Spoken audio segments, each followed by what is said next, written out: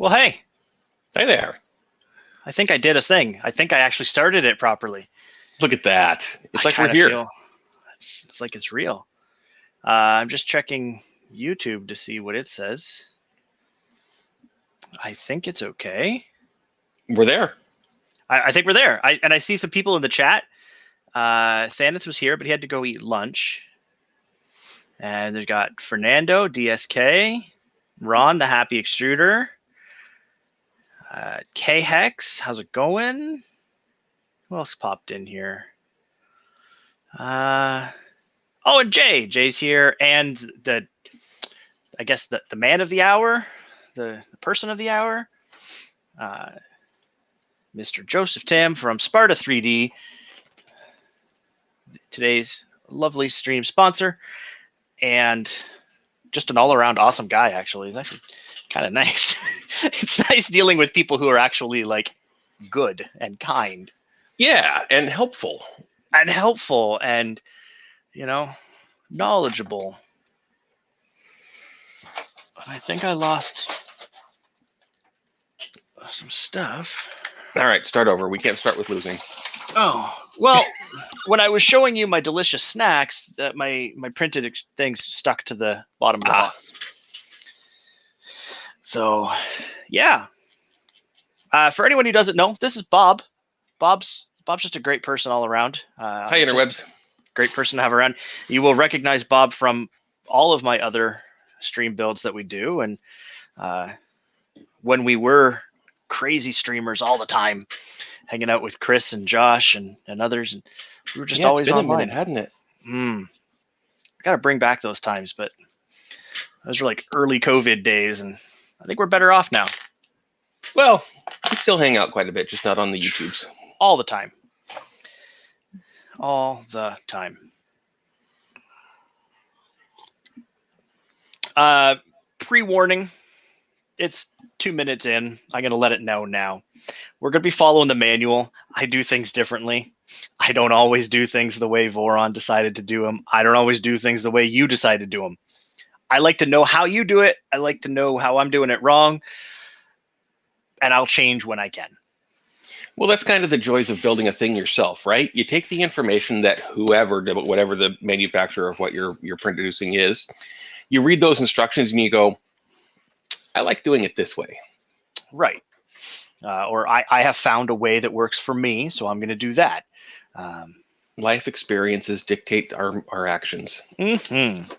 One of the first things I did when I first started printing the parts for the Voron SwitchWire is I just whipped up some quick alignment brackets, because there's a space that has to be made for the back upright.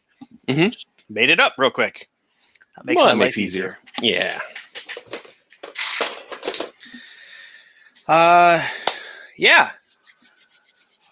I guess it's time to get started building stuff, I guess. Build the stuff. Build the stuff. All right. Just got to bring up the manual here. Just did that myself. And I think I'm not going to be able to use this flat mat for too long today because of the size of the printer compared to the last one we did, which was the V0. The V0 has been a good little printer, a happy little guy, but it also fit directly in the line of all this space right here. Sergio would like you to hurry up and finish already. Thank you, Sergio. I appreciate it. Do you want to come fix the air conditioning? It's a little hot in here right now. All the pressure. Okay. So a few housekeeping notes. The printed parts are all down here, and these are all done in Sparta3D Galaxy ABS colors. So I've got a sparkle, what does Joe actually call it? Because I know it's in sparkle fluorescent blue, which would be this one here. And you can see the sparkles kind of in it there a little bit. And that's ABS plus. And then we've also got a purple mist sparkle. Delightful. The frame that we're going to be using today is none other than the Voron SwitchWire frame kit by LDO Motors. Jason, come on, buddy. It goes in the dot. What you gonna do? What you gonna do? And because it's now the theme of the printers, apparently every Voron that I build is going to be made purple. Well, let's take a second to go half a step back as well. Look at all of that packaging around those frame parts. There is nearly no chance for damage in that. You're gonna get a good frame. Yeah, like this is how it came. Like I've not done anything. Hang on, let me just readjust here a little. I've not done anything to this to add packaging or take them out of packaging or anything. I opened them up, checked them out, and then moved on with life. Because I know a frame from LDO is packaged very well. All this packing is right in here. All of the extrusions are wrapped by themselves. Everything's individually wrapped. There's, you're not going to get into this and then down to the bottom go, it's scratched. Correct. Things may happen. Things may occur. The vendors who deal with LDO will make it right. If they're for some reason not able to make it right, Jason will make it right. That's just kind of how he operates. But always talk to the vendor. The vendors have been, he deals with vendors for a reason. He picks good people. And he's good people. He is. And so we have a delicious Voron purple frame kit. We also are going to be using the LDO Motors linear rail kit. That's also quite nice. We have the LDO Motors Voron SwitchWire motors. And again, this is how you get the motors. Everything's packaged nice and neat. You don't have to fight with them. So far, my only, I guess, I don't want to say beef, but minor gripe is that there's no stickers. There's no stickers from LDO, Bob. And that's okay. Good. So that's your take. I'm not a big sticker fan, so I'm okay with that. Sure. I am, however, a big fan of the sticker from Sparta3D. I haven't peeled this one off yet. Mm-hmm. We have a little eat, sleep, print, repeat. Mm-hmm. Can't worry. On the topic of the printed parts there, in the camera, we could see a little bit of glitter. I'm going to go ahead and assume that the camera just can't pick up a lot of it. It's a bit more sparkly than that, but not crazy. Let me see if I can do camera me, where the lighting is a little bit better. There we go. You're gonna see that the glitter. Oh, there's a good focus. Glitter is not bad. And all of these parts, I printed them on my Prusa MK3S Plus. I ran that thing for 100+ hours of printing inside a Wham Bam hot box. I just opened it up, stick it on top, and I can print ABS without a problem. No need to move things around. It's great. So we've been joined by Rushmere3D and Wexter. Oh, Vidroni and James. That's delightful. And Thaneth is back from lunch. Well, that's important. Thaneth.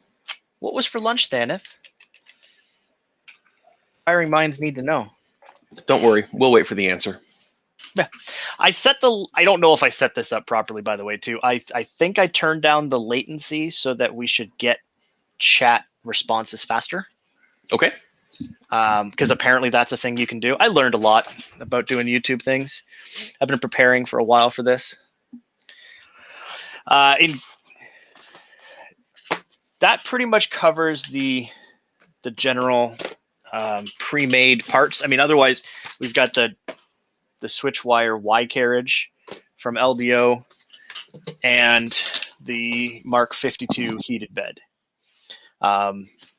These are also things that Jason and LDO and Sparta carry for your Prusa, right there. It's the same exact, built off the same framework. So, and if you remember, my bear is actually using a Sparta3D Mark 52 bed and wide carriage from LDO. Part of the build of materials, we have the Big Tree Tech E3 Mini. That is definitely not happening today. That is too much effort to get to. I've got a box down here of some Meanwell power supplies, some little bits and bobs of sensors and other things like that. And this hardware, I did not want to source all the little hardware parts myself. I'm a bad person that way. No, that kind of makes sense. So I went to Lector out of Europe, and I bought, it didn't come in this package. I bought a kit that includes all the hardware pre-labeled, ready to go. I know that's something that some of the other vendors and LDO and stuff are working on potentially carrying, which I think is great, because trying to find, if you need 5 of something and you have to buy 500 of them and it takes a month for it to arrive, you have to weigh your time versus your thing. And for some people, that's perfectly acceptable. For me, I didn't want to get into this and realize, oh no, I don't have enough parts. Well, and then you end up with a stock. If you buy the 500, you got a stockpile of them that you'll never get rid of. Or use again, yeah. By the way, I don't have enough parts.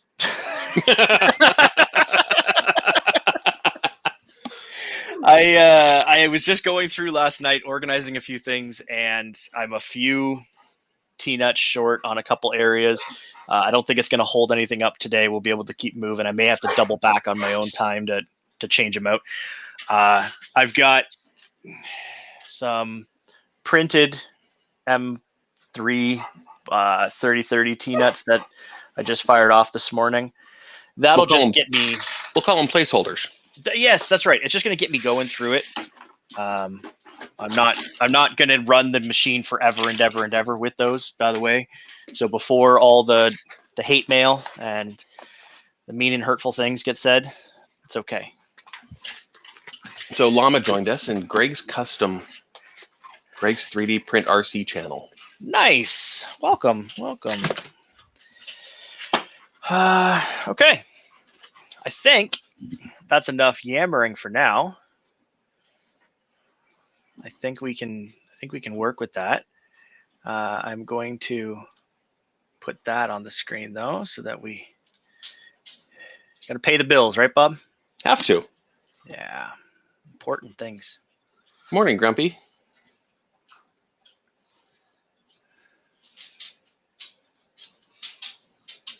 Grumpy.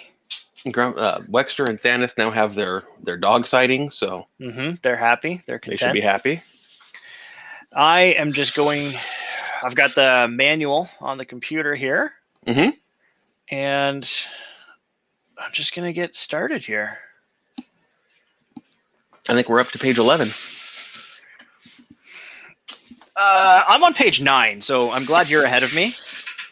It's helpful. Yeah, somebody has to be in charge.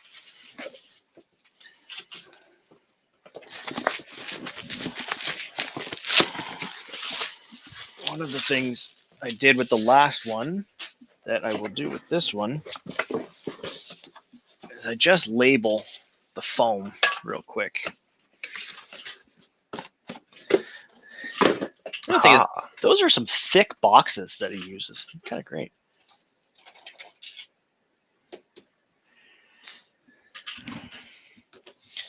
All right. Yeah, they do hold up pretty good too. I've used the mini one for a few things. So Thaneth put the instructions out there for people to see if they want them. So we've got a couple longer 3030s, a couple shorter 3030s. These are some 2020s, and that is a medium-sized 3030. Okay, Let's go. Single one with a weird hole in it. I assume so. I'm just looking at the picture, and everything's going to be a couple 20 or 2040s? No, 40, 3040s, 3060s. Should be. I don't know. They're huge. 60, 30. So 3060 for the sides. Then there's some uprights and some cross pieces, and then the gantry pieces. Ginormous. Yeah.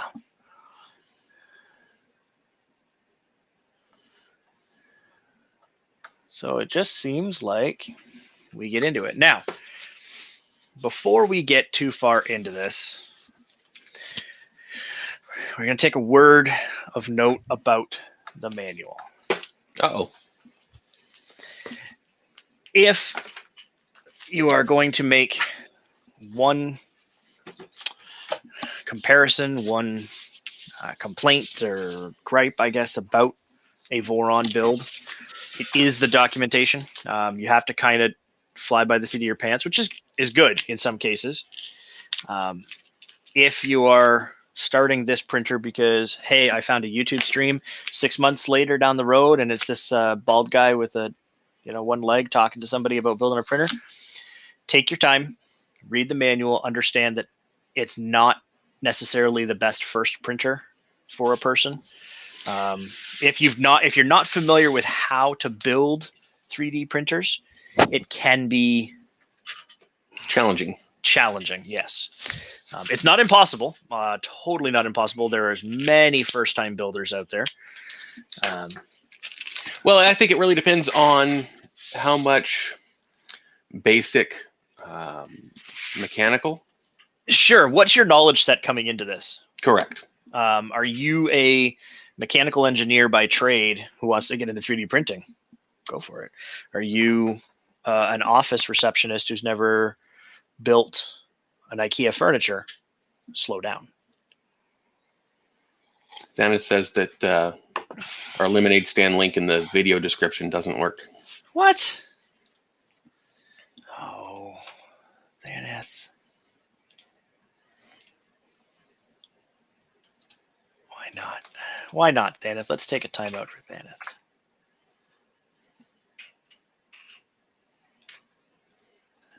All right. You know, I appreciate him checking that. I appreciate Thanos, period. I've saved the changes. You might have to reload the screen, and then you should be good to go. Hooray. And you know what? Justin's right here. 3D printers are relaxing to build. I enjoy it. Mm-hmm.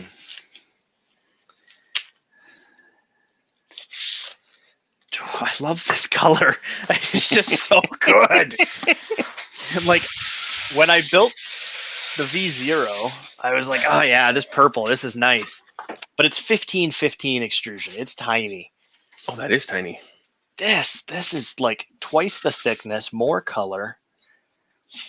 All right, we're going to do a thing right now, Bob. We're going to pull out some printed parts.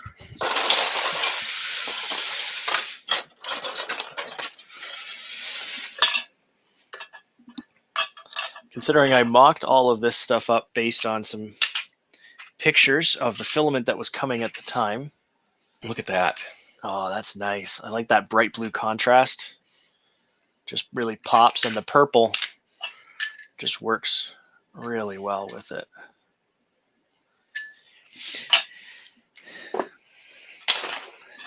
One of the very fun things about the filament from Sparta3D, not so much this sparkle, but in the other ones, if there is a PETG you like, he has the same color in PLA. I believe, but you can double check, but a lot of the same colors will be available in ABS+. So for something like a printer build, you can print your parts in PETG or ABS, depending on your personal preference or guide. And then stuff like the skirts or accessories that don't have any weight bearing or just decorative, like the screen holder or knobs. There's different material properties for each of the different materials. Imagine that. So you can pick the material that works best for the application and still match the color. Yep. and which is really nice too. And also, like if you want to make, you know, an enclosure, then you don't need to have the strength, but you need the weight, and lots of choices. M8 by 16. Wow. This is going to be a much nicer build compared to the V0 for the fact that the screws are like a chunky sizes.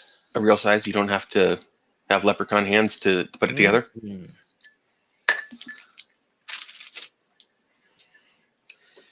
Okay, so this is saying take the two medium ones here.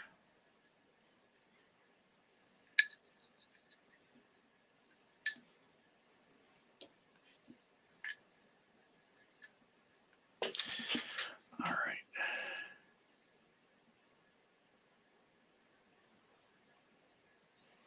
Local maker has a few printers. The SwitchWire seems like a natural progression to a full Voron Core XY build. Would that be the idea? It depends on what you're starting from. What kind of printers do you have?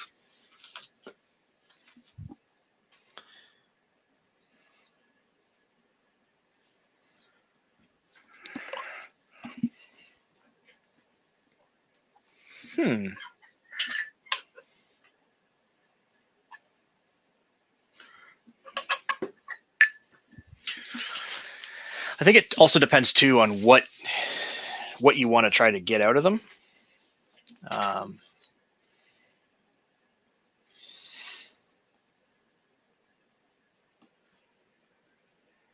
And not every printer is made for everybody. You got to look at the machine and the community behind the machine and see if that's the ecosystem you want to get into.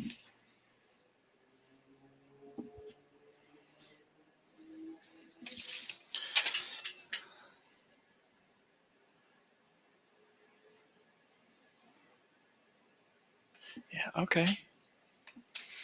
I'm just getting into this. Making sure you got the right parts.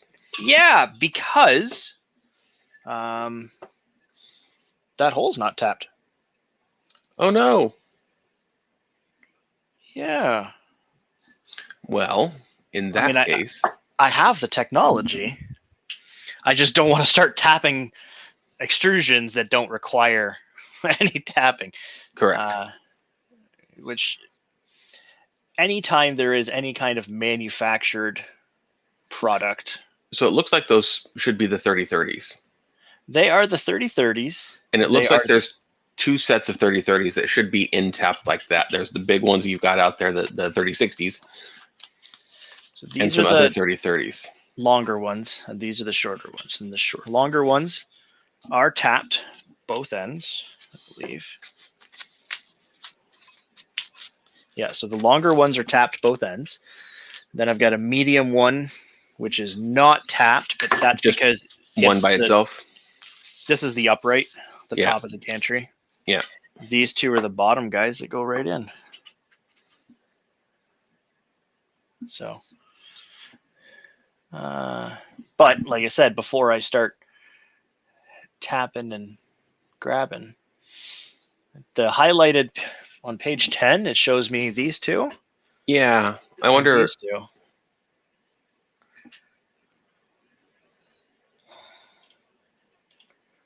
Well, mistakes happen whenever you're making a thing, right? Oh, so, and it also depends too on what was the manufacturer sent? What information was LDO provided to make these? I do need to say one thing that would be exceptionally helpful with this would be some dimensions to tell you which parts for sure you're using. Sure, yeah, it would be nice. Yeah, that would be a handy thing to know which one is which.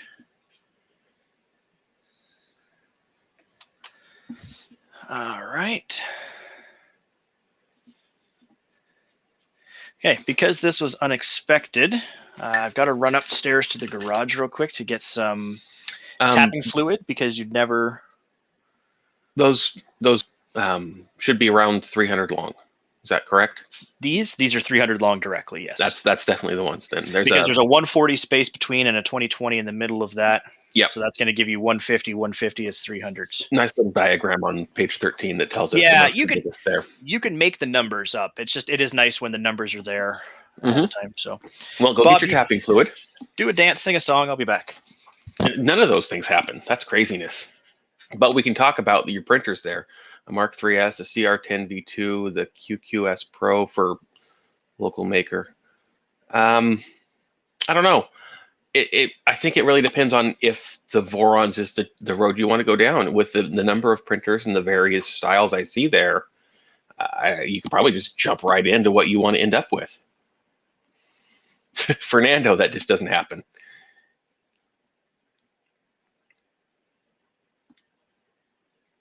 That's a nice selection of printers there.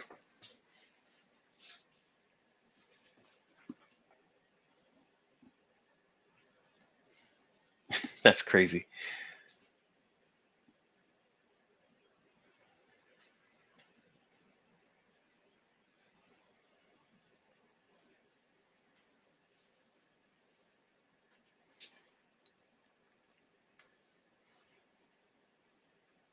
There is a Voron GitHub and a Discord for additional resources for these builds as well. Yes. I'm back. Am I back? I'm back. You are back. Okay, good. In a rush to go upstairs because, I don't want to take longer than I really need to. And I forgot the headset was connected, so it may have disconnected. All right, so that is an M8. So Joseph says that some of the initial kits may have missed some tappings, but they've added some verification, so that won't happen in the future. And I do recall that this might have been a bit of an older stock, so that's fine. I like doing this. I'm not worried about it. M8. We have the tools, we have the knowledge. Yeah. For those who don't know, Canadian Tire sells great tools. I've been into a Canadian Tire a few times. It is surprising the variety. Mm-hmm.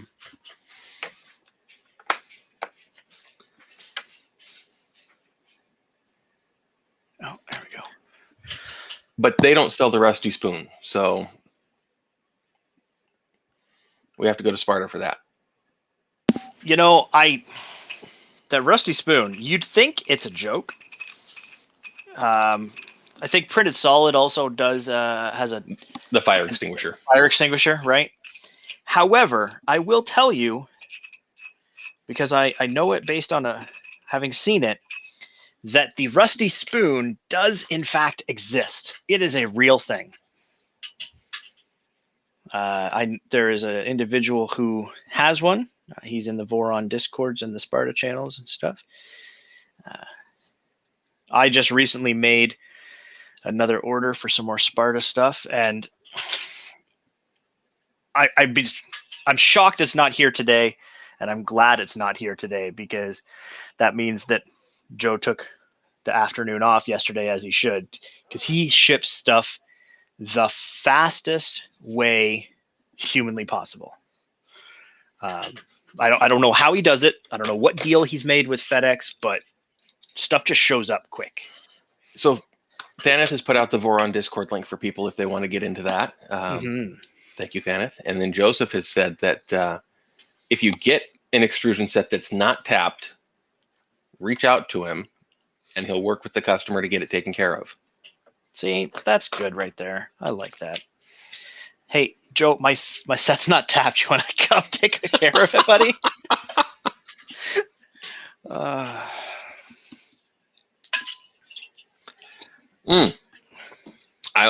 An appropriate service technician has already dispatched and is on site taking care of it.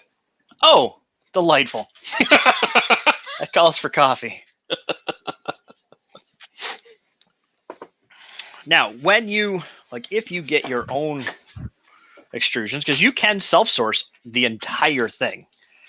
There is absolutely nothing that tells you have to buy LDO parts, although you really should. Nothing that tells you need to buy pre-cut extrusions, although you really should.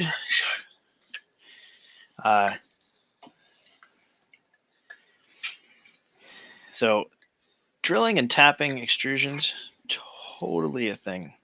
Which is what Ron said earlier. When you build a printer from scratch, tapping is your friend. Mm-hmm.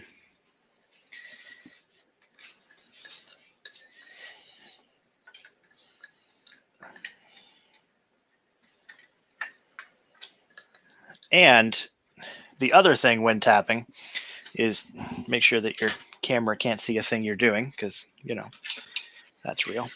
But Well, I didn't plan for this. correct. And you can only accomplish so much. And then there's always you're holding it at the wrong angle. Mm-hmm. You should go left-handed, not right-handed.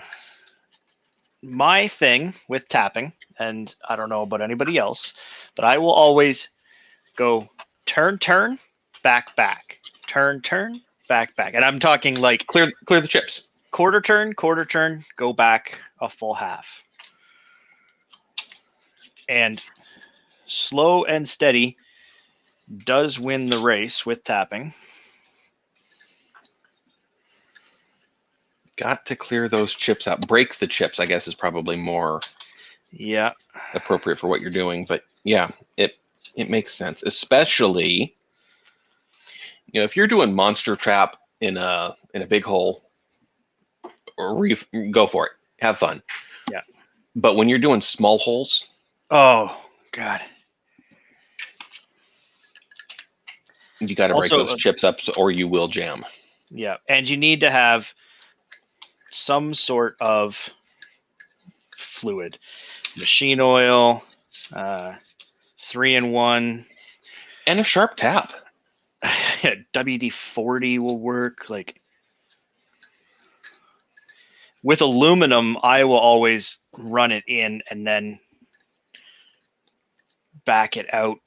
So I've already ran it in one time a bit, pulled out a bunch of chips, and then put it, and then like I only went halfway deep at this point. So Ron, Happy Extruder, agrees with us on the back step. Yep. Local Maker says he's on board for a Core XY, but he's got a question on build volume. What's a good one, because the prices go crazy. And then of course, Playman or PL Ayman has shown up. So good morning. Oh yay! Good morning. I think size is going to be the thing that you have, like, when it comes to printers, we all struggle with that. Okay, every single one of us says that's not big enough. I know I was just talking to my friend over from BD3D Customs, a guy who designed and built this big Core XY I have here. This is a 300 by 300 by 500.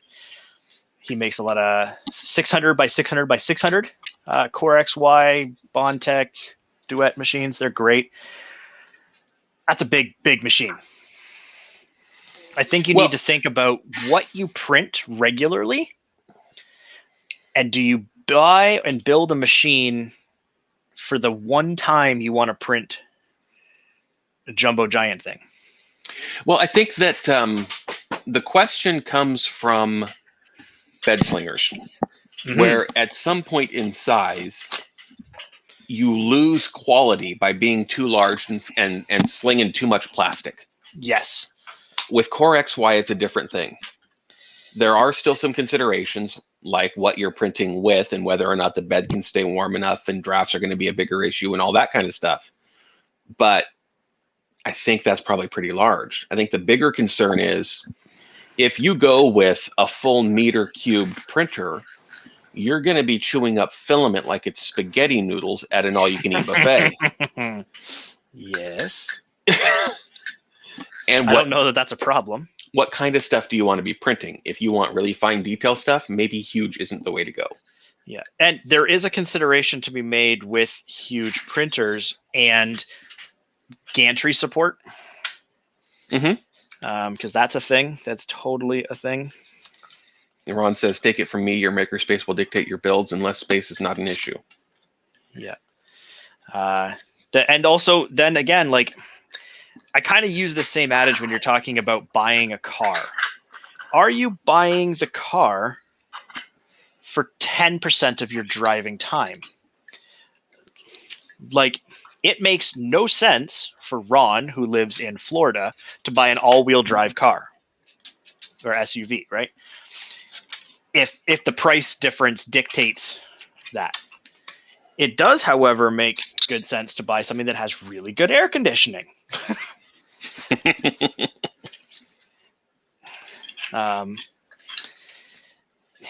It doesn't make sense to me, anyways, to build and buy a printer that you don't use to its full potential at least more than 10% of the time.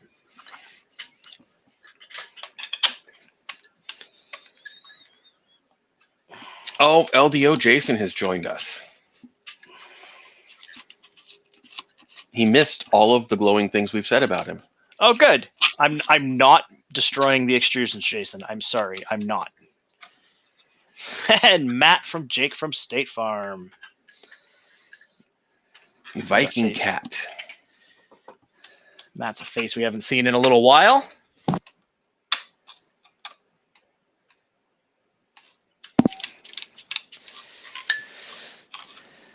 I think I'm going to switch tap head styles.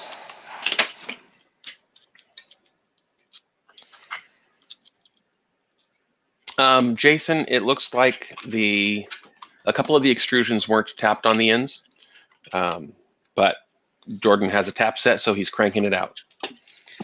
And Joe mentioned too that this might have been from the stock of set that wasn't.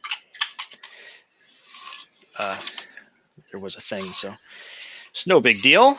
Gives me more time to hang out and socialize. And practice tapping. Also, somewhere in the chat, Justin showed up. All right. Justin, 1999. You know, that guy. Oh, is it that Justin? Hey, it's that Justin. Well, I thought I'd clarify because we know a few of them. Right, and I just looked up at the screen and I see a Justin Morris. So I was like, oh, okay. More Justins. More Justins. Apparently, we have lots of them. Uh-huh. So I have tapped one so far. I'm not very fast at it because I don't want to break stuff. So I've tapped one and I've made it so that this button head can go almost all the way in. Oh, Ben joined us as well. Hey, Ben. That tells me it's time to switch the banner.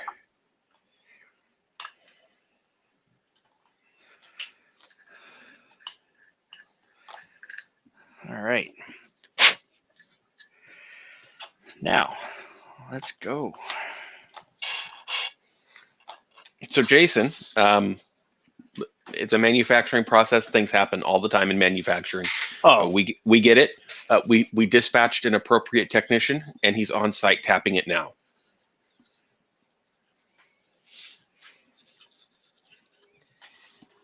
I like that line. I'm going to use it.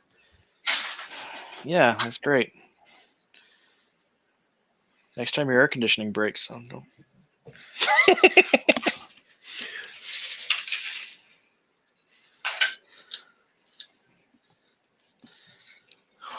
Getting that first tap, like that first set started.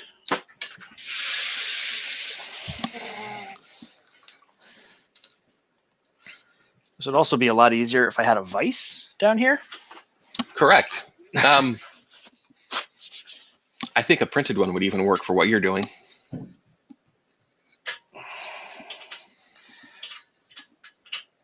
just gonna get a workout, that's all.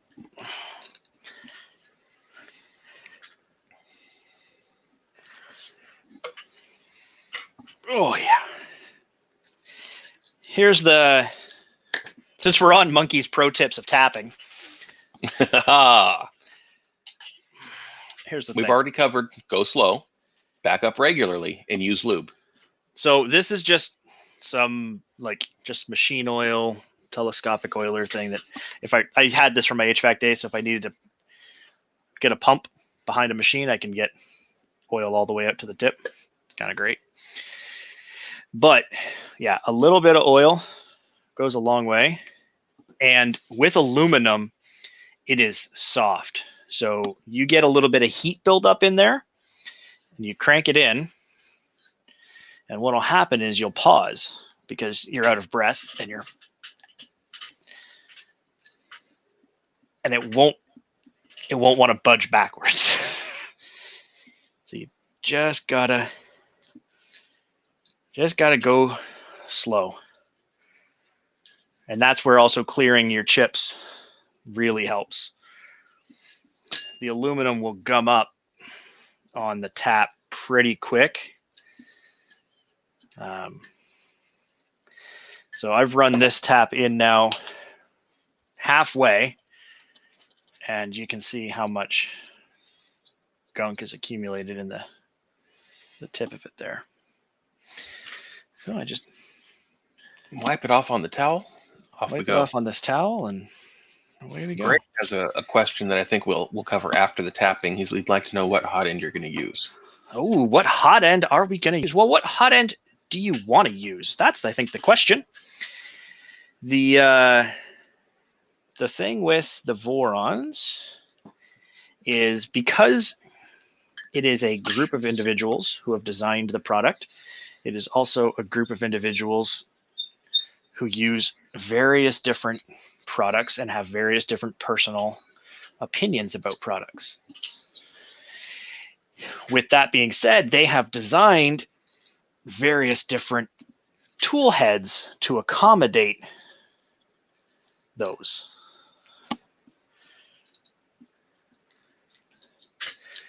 So there is a groove mount setup. There is a dragon setup. I think there's a mosquito setup there. I know there was for the 2.4 when I was looking at that.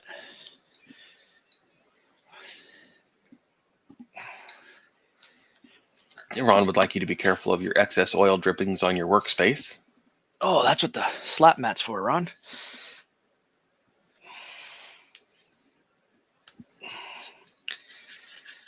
I, however, almost dropped a shaving into my coffee, and that would have been the end of the stream.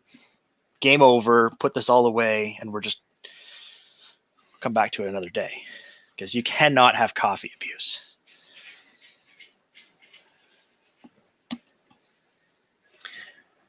And there, boys and girls, we've learned exactly where Jordan's line is. You can send me, yeah.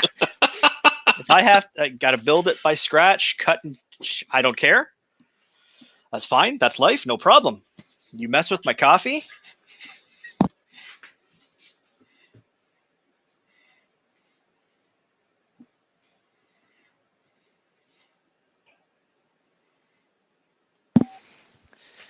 All right, now let's check to see how deep we are.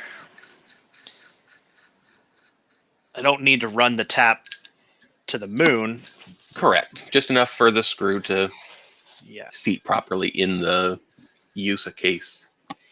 Because the one thing that is also really, really nice about these extrusions is it's very clean aluminum all the way through the middle. Like, it's not like it's got chunk at the end and, you know, it's just hollow in the middle or something. It's good. Good quality stuff. So there is one done and dusted. One down, one to go. Yeah. I really got to get a better light over on this side of the room. And there's all the shavings that came out of one set.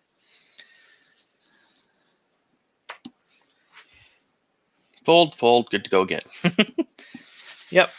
This microfiber towel has seen a lot of days. It's going to go in the garbage after this.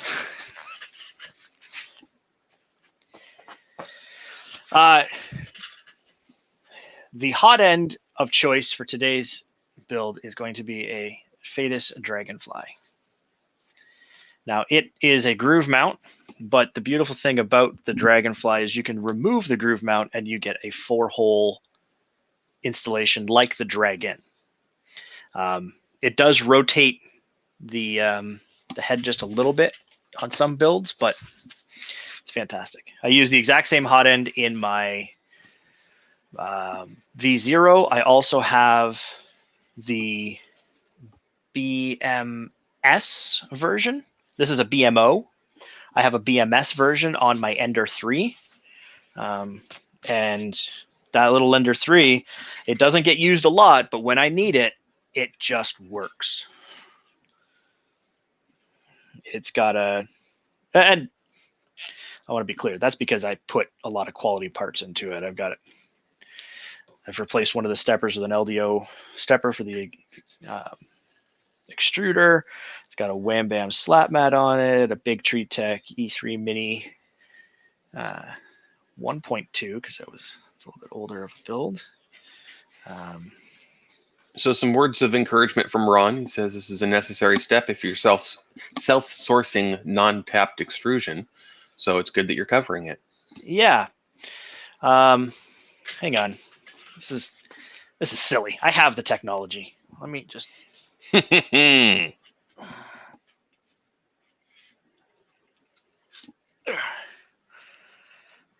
right. Also, this is the Mega slap mat from Wham Bam. I have the smaller one too. For stuff like this, like I don't have to get my table all greasy. I don't have to get glue. When I did my sign, I used this on the sign because I could just lay it on there and I could solder right on top of it. Super glue wasn't sticking to it. Silicone, like just your friend. So as you can see, big, giant.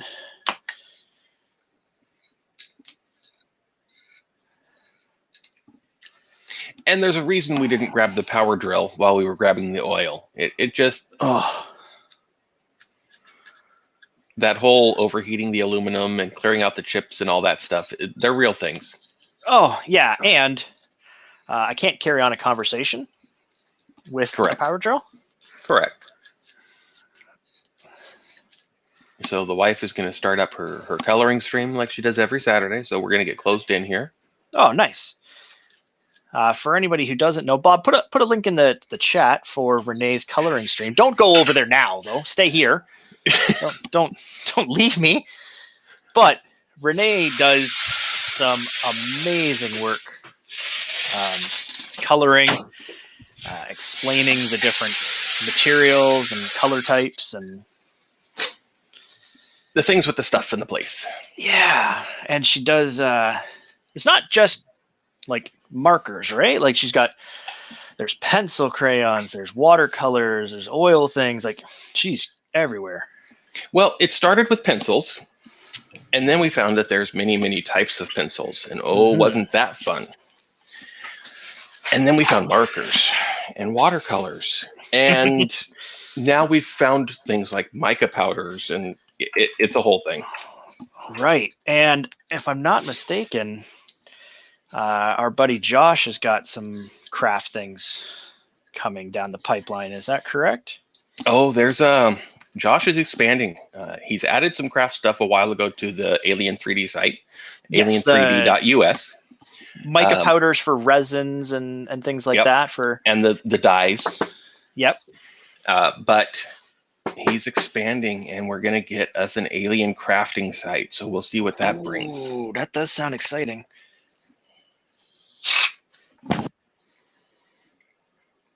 And that's a good point with the people who are going to tap with a vise. Look at how pretty that extrusion is. You really got to wrap it with a towel or something to protect it. So what you really, really want to do is make sure your vise has rubber like jaws. nylon jaws or rubber, or even just take a couple pieces of 1/4 inch MDF, something, because even if this was plain silver or plain black, you don't want to be scuffing that all up. You need these channels clean. You need everything good.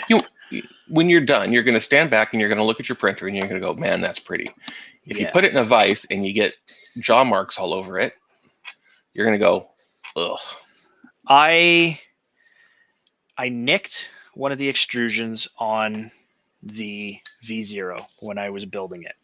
I got a little overzealous with the wrench and it slipped and it put a nick on it.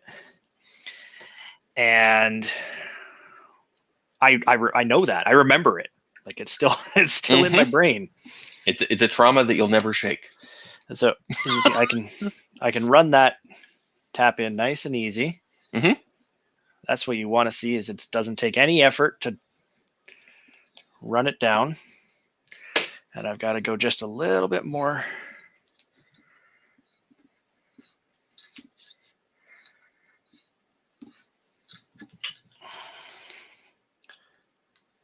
Hey, let's try that.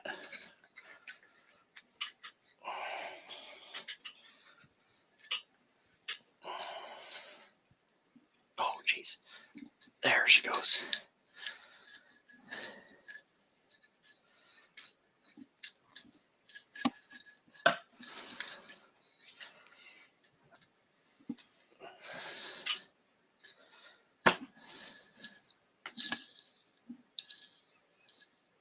And I've been blowing out the chips into a cardboard box and half over my floor.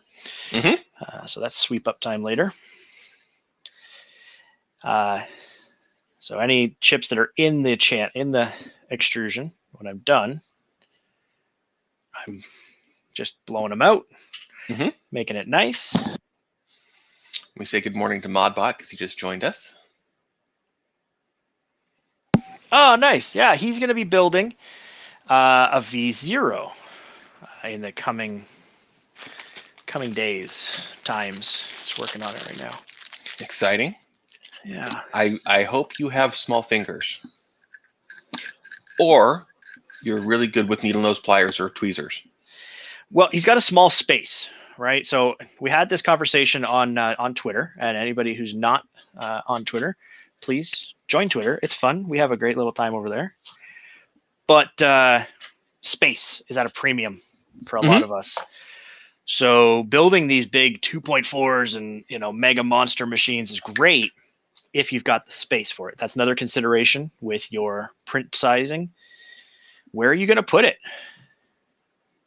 Is this going to start an obsession that you can't live without, and your wife says to you, if you bring another 3D printer into this house? The trick there is to find her a hobby that requires collecting things as well. Then you can make statements like, okay, I'll get another printer, but I'll also get you another set of pencils.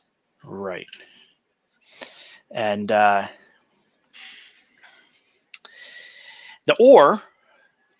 bring an assembled printer in, bring parts. And the Modbot was asking, I see here about the extrusions.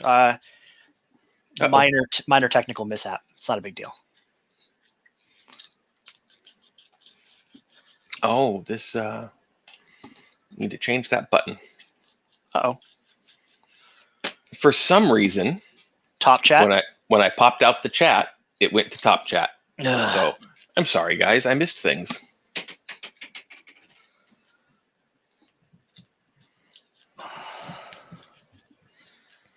FDM led Viking cat to resin. It happens. Okay.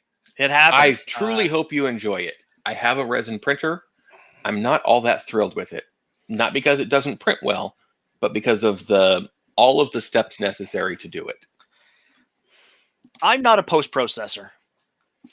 That's just not what I do. I would rather take something like this. Oh, now see, you started something here. I'd rather take something like this, and I'd rather just pull it off the printer and maybe take off some supports if you have to. If this is a support-free model for the record, but clean off some supports.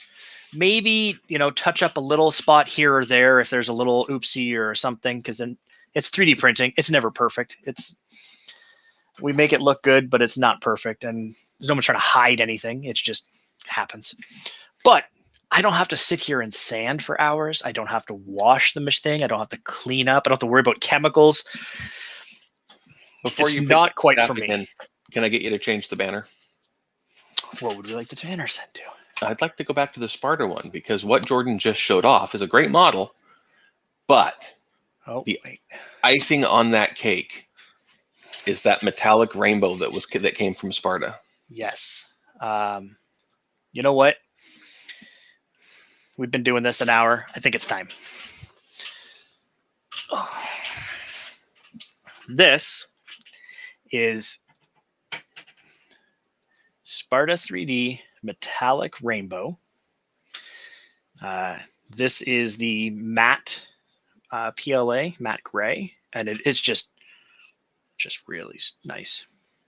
This is a model by our good friend Mr. Fotis Mint, and I haven't even shown him that I finished this one yet.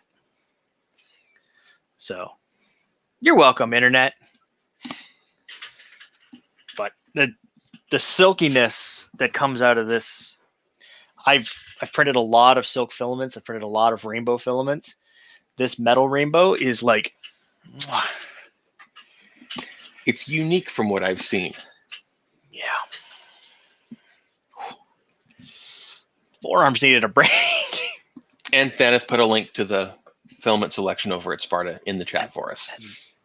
That's why I made Thaneth have magic powers.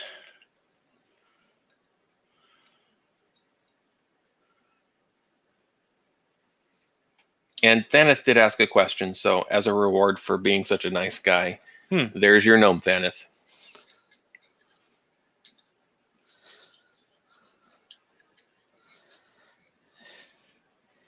Message retracted.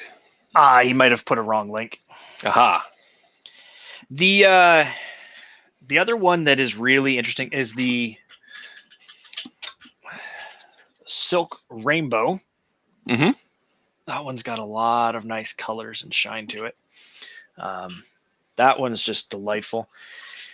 I'm really digging the matte filaments right now. I love glitters and I love my sparkles and I love my rainbows. Everybody knows that if they know anything about me for printing. But the matte filaments really can help show off how, like, the quality of your machine. Mm-hmm. Some of your slicer settings.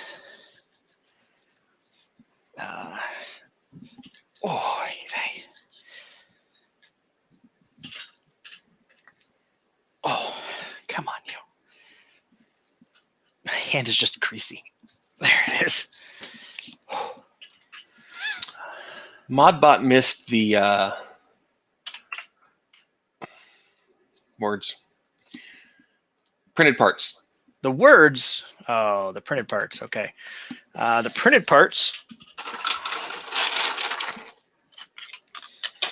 are. I'm showing the. I thought I was gonna. Our Sparta3D fluorescent sparkle blue ABS plus and purple mist ABS plus. This is a thinner part, so it doesn't really show off the sparkle too well. But let's see, there's lots of good Nero sparkle. has joined us. Oh, it's our buddy Nero.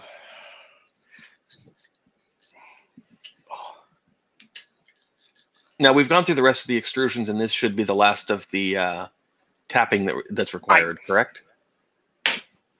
I think so. I hope so, because, quite frankly, I am fat and tired.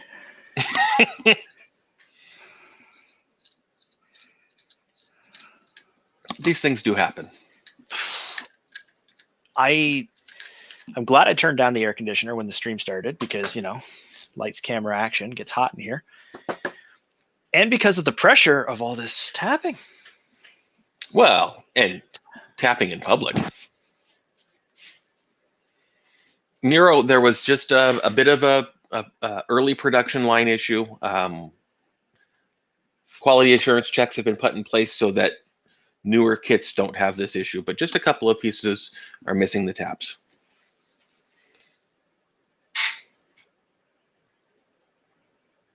And Thaneth is on it again with a link to the Sparkle ABS. That's great. Thank you, Thaneth.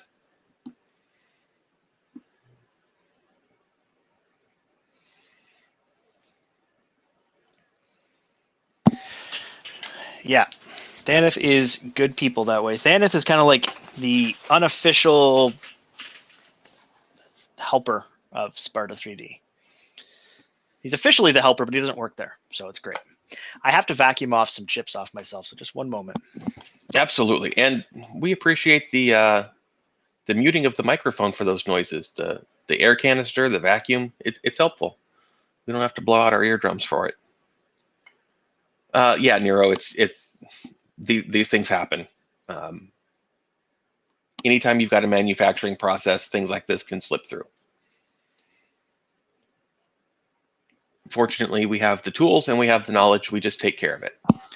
And, you know, I've been seeing a lot lately from our buddy Joel, and I think Uncle Jesse had this too, where people are like, you know, oh, you're getting a cherry-picked thing.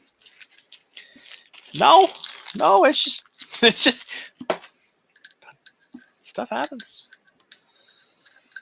All right, I think that should, yeah, that'll go down all the way to the shoulder, Done. Fantastic.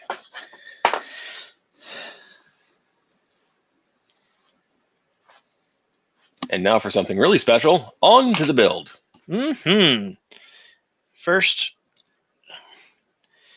Jordan's pro tip number 764 of the day. Before you put your tap away, clean off any of the chips, put a little extra oil on there, and just rub it a little bit. Keep your taps nice.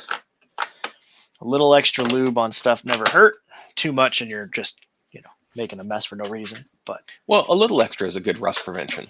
That's all it is you've now just used the thing to cut into another piece of metal. You want to hope that you don't have any. There's a fair assumption that this is a tool steel. Tool steel does rust fairly easily, so a nice thin coating of oil is not a bad thing. And we're just gonna, for Nero, it's Mastercraft. But I'm not gonna put it away. I keep forgetting that Nero's in the Canada too. Nero is in the Canada too. He is a short hop and a distance away from me here. And one day, when the world is the way the world once was, we'll hang out. We'll say hi. But I'm not going to put the tap set all the way away, because the other thing that can happen with extrusions is something just as simple as a little bit of buildup on the threads or something. You might need to. Yeah, there's also, these extrusions are anodized. It's not really a coating, but things can still gum up the threads. Mm-hmm.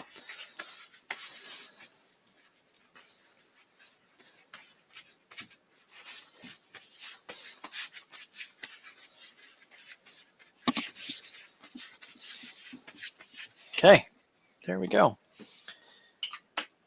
I don't like having greasy, gross hands when building printers. Correct. I know Mr. Tom Sandlander the other day was building his SwitchWire, and the kit that he got, the screws, the bag was just filled with oil. Oof. And he's like, that's too much. All right. Modbot, you can use WD-40 in a pinch. That's what you've got handy. It's better than nothing at all for sure. Yeah. But there are specific cutting oils, if you're doing a lot of thread tapping, that do make the job more pleasant. There's actually like just straight tapping fluid. You can get it probably at any local hardware store in the States, especially. Just a little tin of tapping fluid.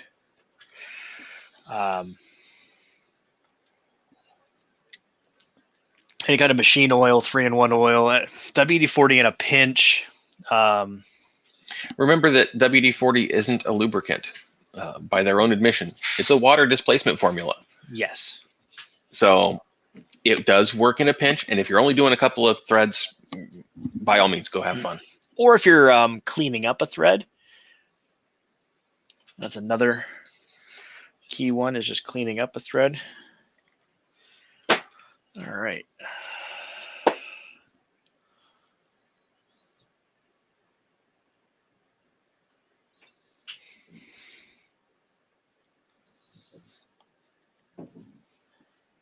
I think we can get back to building stuff now, Bob. Well, look at that. Yeah. So I'm just going to take and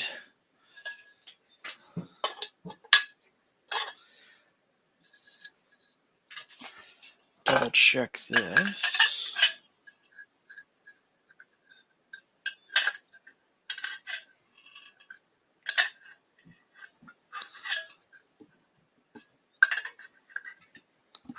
Modbot WD-40 for cleaning rails. I don't have any useful information to add to that. Yeah, for linear rails, if you want to try to clean them all out entirely, IPA and then throw them in and then lube them up is the best way.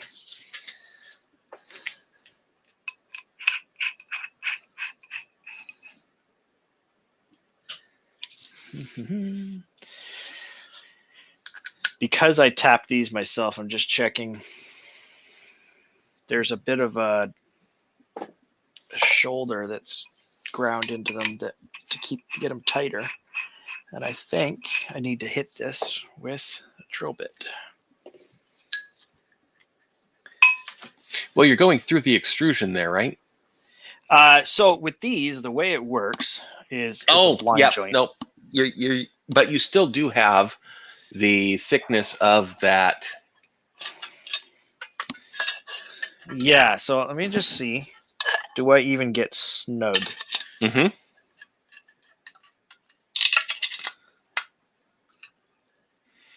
Duff has joined us while he's waiting to get checked in at a hotel.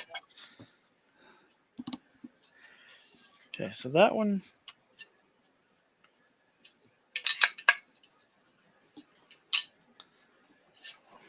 Yeah, that'd work. Just don't want you to have to go get the drill and the drill bit for, I'm not going to say for nothing, but for something that's not necessary. Right. Well, let me just check them all real quick. I know it's boring and... Yeah, we're a little bit off track, but it's some of the things that you have to do.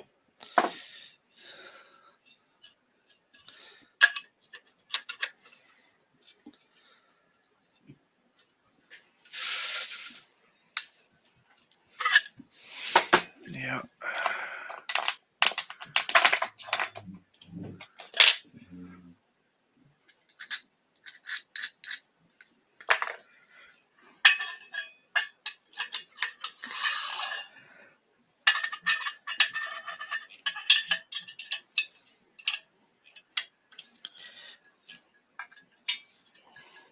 Okay, that'll work.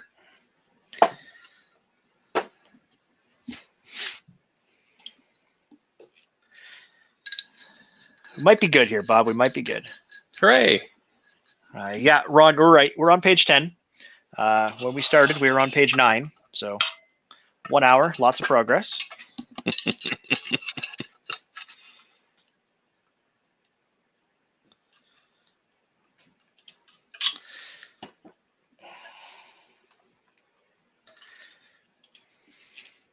Okay.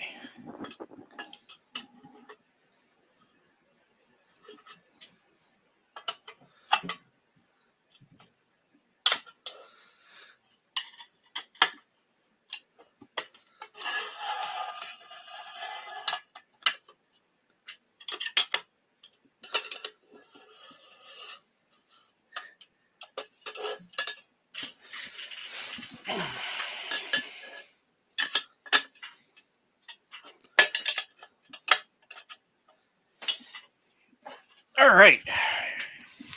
Now, for the most important thing when building a 3D printer. Oh, the square. And I highly suggest buying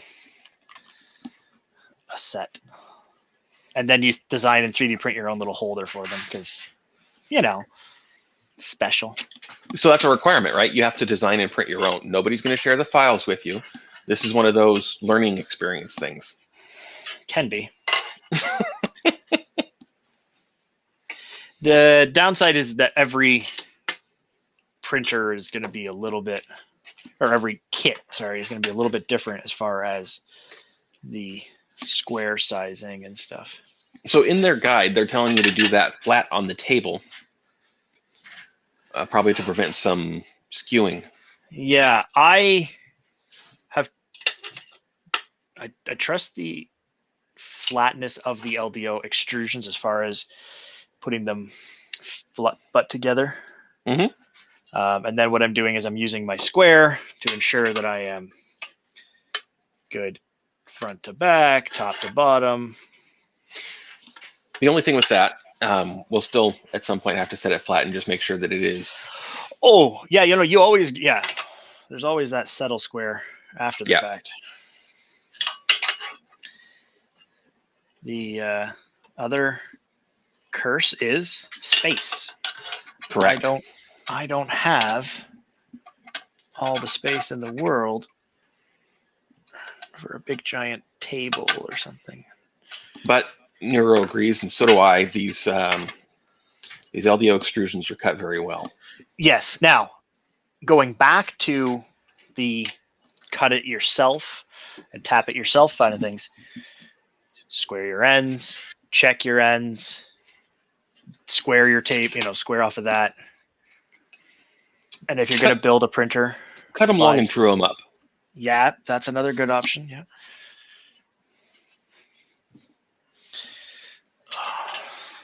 And yes, the grease on stuff. The Bond House drivers are fantastic. Yeah. But these are both LDO extrusion as well, and it does make the building process much, much better. Well, when you know that you can just butt it up against itself and you don't have to worry about,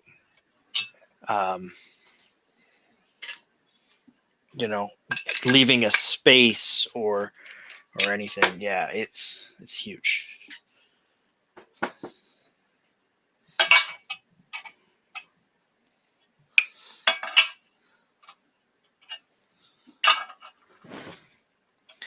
And for the record, no, you cannot use a framing square. No, you cannot use a 3D printed square. Buy like a $20. You don't have to buy like $100 set of squares, and don't drop your machine square. Oh man, I've seen that before. All right.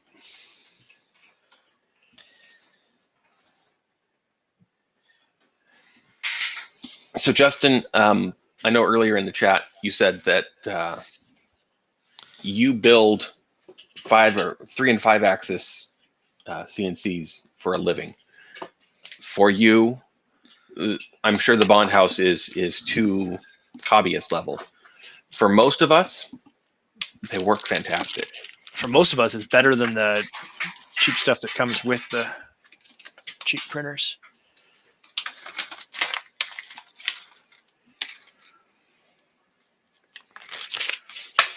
M5 by 10.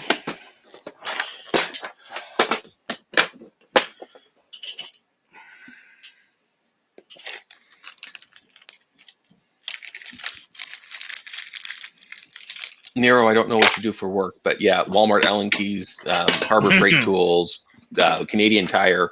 These are all things that are perfectly acceptable. You grab what's handy because you're either going to lose them or break them before you turn around. So you might as well have a handful of them, and they might as well be cheap. And depends on what you're doing too. Like if you're just fixing a printer, you're just fixing a printer. What do you do? Just do what you got to do. If you're building one from scratch, it matters. Well, and if you're doing it a lot, then it makes sense to splurge on the tools. It makes your life so much better. All right, we are on to a 2020 now. Which 2020 do I need? I'm going to assume the one with the holes. All right, Thanos. Later on today, I will set up all the gnomes in the window and get a new picture for you in your Discord. Thanos loves those gnomes. He really does. That guy.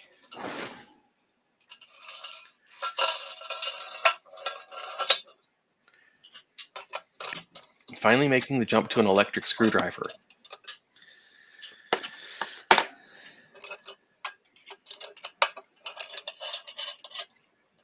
I have some very specific opinions on those as well. You don't say. Well, I'm an opinionated kind of guy, I guess. Mm-hmm. Okay. So slide that in. Now we're going to start doing some verifying. Okay. Here, jiggy, jiggy, jiggy, jiggy, jiggy.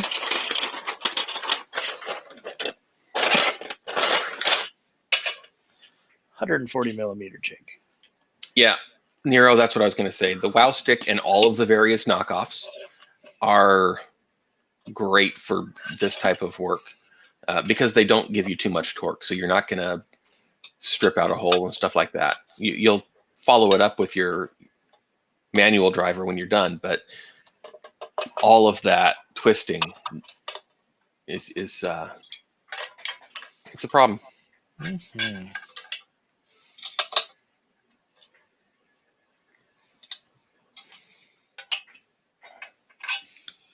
In fact, I keep mine on my desk. In its holder.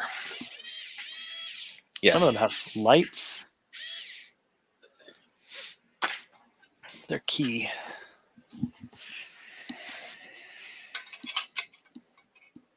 Some of them are rechargeable. As a battery guy, I'm not a fan of the rechargeable.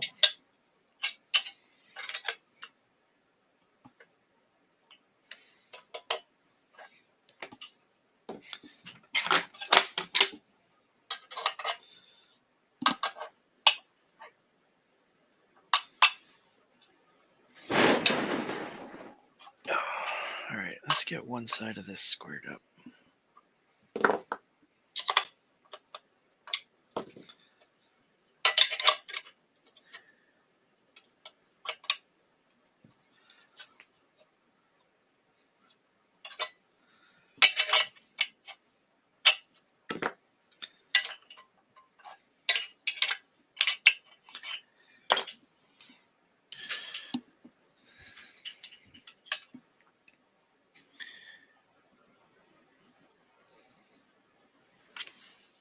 Hmm.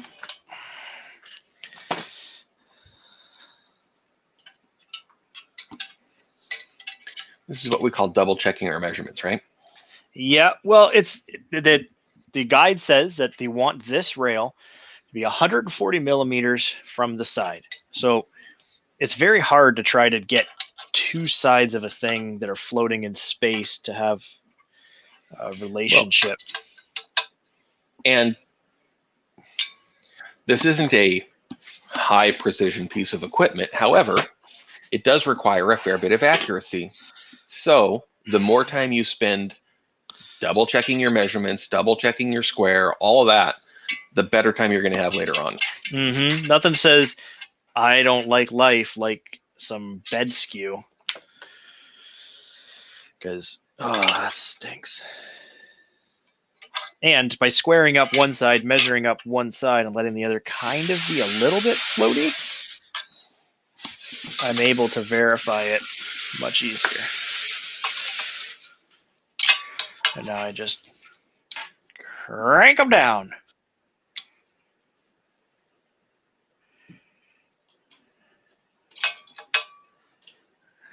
Yeah, there we go. That is a thing. And it says too here we can check our inside square. Check our inside square.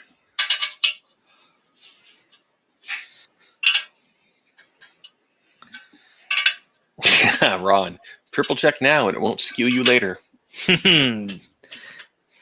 I would expect nothing less from Brian Vines, but to hear it from Ron just makes me happy. Correct.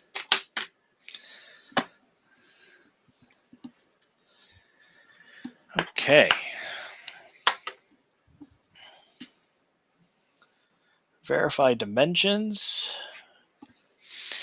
Now I got to verify its flatness.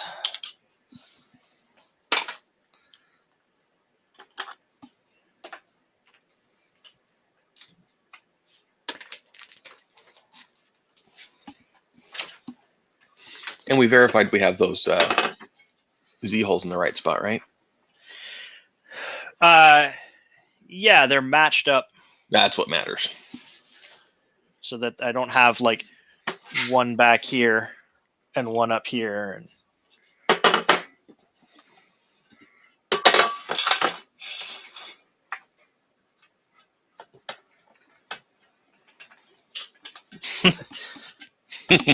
She good. I would really much rather build on a big chunk of granite or something, but you know, you work with what you got. Man, that purple. Whew. Yeah. The large, hard, flat surface really does make things nice. Yeah, so Nero's saying if on this extrusion, if you're not flush side to side and you're front to back a little, no big deal. You're cocked, your bed is going to be like, rah! It'll really hate life. All right, so now it wants to put. Well, for a couple of seconds, you're going to set that aside. Yeah. Oh, so beautiful. Don't fall over or I'll be mad. P.L. Layman, when I build on my desktop here, which is kitchen countertop quartz, and it works great. Yeah, and if all you're doing is just, you know, don't build on the kitchen counter. Don't do it. You and your significant other will not like it later on. Test it on the counter, sure. My countertop, unfortunately, is not granite, so I don't have a granite surface to double check this on. I have built, thankfully, more than a few printers on this bench, and they are all happy. So here's a couple of things I'll say to that. Granite is a porous material. It will absorb things very well. Quartz, not so much. That's why I chose quartz when I built my office a few years ago, so that I could solder, I can paint, I can do whatever I want on this surface, and I'm not worried about screwing it up. Mm-hmm. You start getting your extrusions with some oil on a granite countertop. Mm-hmm. No. So I like the quartz for those reasons, and it's really hard and heat resistant. So all that for me. The other thing I'll say, Nero's going to check out a countertop place because he's going to get a small piece to use as a surface plate for the V0 build. Here's the thing. Go to your countertop places and ask them for sink cutouts, or ask them if you can browse their scrap pile. Every one of them is going to have pallets of scrap material that they can't use. That's where that piece of granite came from that's under my printers. I went to my countertop guy that I got this desktop from and said, hey, can I buy some sink cutouts from you? He said, what size do you need? I told him. He said, there's 5 pallets of scrap out there. Take whatever you want. Just don't make a mess. Yeah. And also, too, it goes a long way in life, period, to go to that place. And thankfully, Nero's tool and die machinist of some kind, so he understands the ways of the world and makes the plastic injection molding, he said earlier. Injection molding, right? So he knows, like, you're going to go to a place, you're going to ask the question, but you're going to say to him, "Hey, can I throw you some money for this?" Correct. Like, you make the offer. Yep. If you have to pay, you have to pay. If he says no, just take it and go. You take it and go. All right. Now then, I'm not tightening these down other than just a snugging to ensure that they're not twisting on me while I'm doing the building. And it helps to find a good place that you can develop a relationship with too. Well, you know you're going to want to go back there when you do finally decide, okay, it's time to redo the kitchen. It's time to get a good countertop. And like 3 or 4 years ago, I built this custom desk in here, and I was talking to the normal places that you would go for your countertops, you know, your Home Depots, your Lowe's, those types of things, and a bunch of others, just trying to talk to them about it. And I said, here's my size, and I've got a 3.5 feet span that's unsupported. And the Home Depot, the Lowe's, and all of them said, okay, we're going to have to put a piece of steel in there, and we're going to have to. I went to this guy and said, this is what I'm doing. He said, yeah, sure, no problem. Because my wife was with me when we went to all of these places. When they came in and installed this countertop, she was concerned, and she said, is this going to be okay? Is it going to sag or break in the middle? 3.5 feet without any support is quite a distance. Mm-hmm. This, I think he's a Ukrainian guy that I was working with, said, no, it's no problem. And in fact, he jumped up on top of the middle of the counter and jumped on it. I love trades guys like that. I really do miss being out in the trades and interacting with some people. There are some really great people who are in the trades of some kind. Yeah, you meet some fantastically entertaining folks to hang out with. Oh God. And every one of them, I don't care how they approach you, how gruff or mean they seem to be to start with. If you've got an interesting idea, they're on board. Yeah, I watched an electrician once swing from a ceiling fan mount that they were installing, like a chandelier, just swinging through, singing Miley Cyrus songs. Like, it was great. That was a good day on site, I tell you. All right, now this goes up here. Oh, that's great. Yeah. That needed to be a video.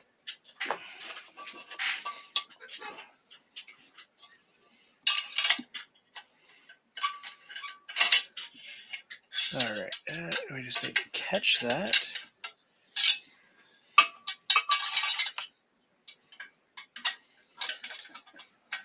Well, Ron, that's the thing. It's quartz, right? I mean, I get super glue or dried resin or whatever on this thing. I just grab my razor scraper and scrape it off. That's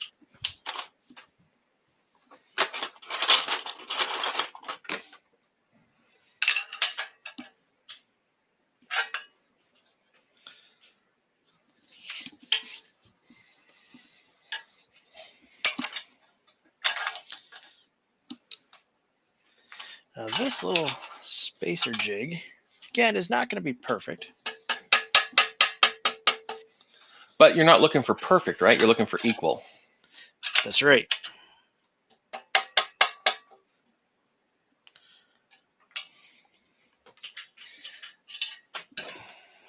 And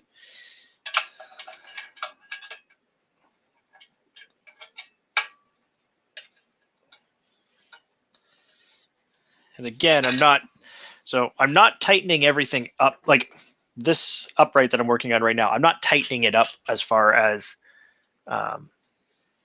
making it tight yet. I'm just creeping up on it, I guess is the easy way of putting it.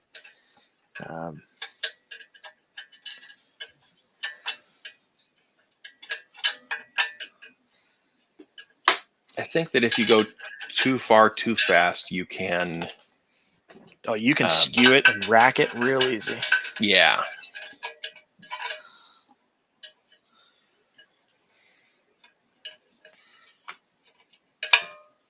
There she goes. And nobody wants that. No.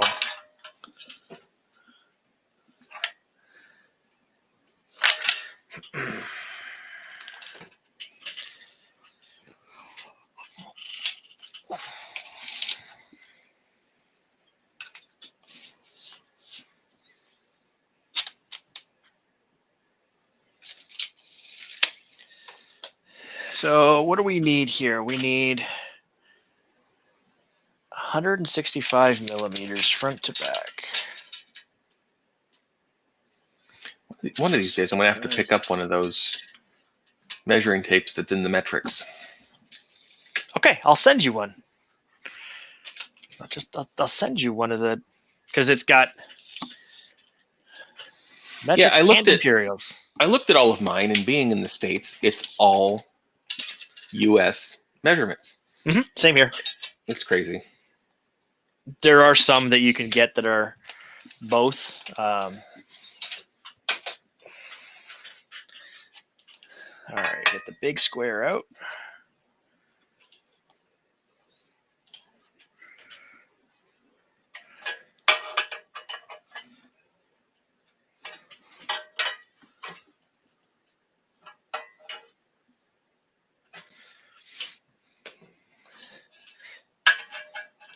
The other reason for building it this way too is, not everybody has a lot of space. Correct. So I think it's good to see that with the right tools, your space can be limited. So like I'm checking and double checking and using two of them sometimes to verify that everything is square. Well, you have to. If you put the square across it like that and kind of dip it down, you're going to be able to check whether your upright is rotated at all. And it does help having this upper one in when doing that to begin with, because that does help stop it from rotating. Now I will put that right in the camera view, stand up, and check the upright.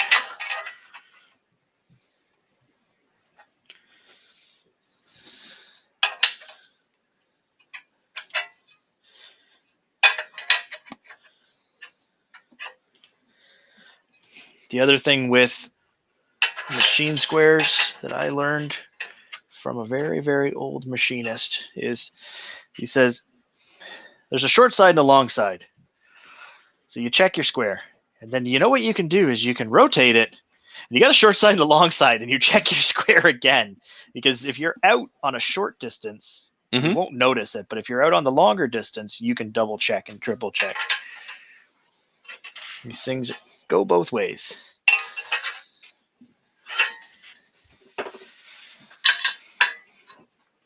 All right.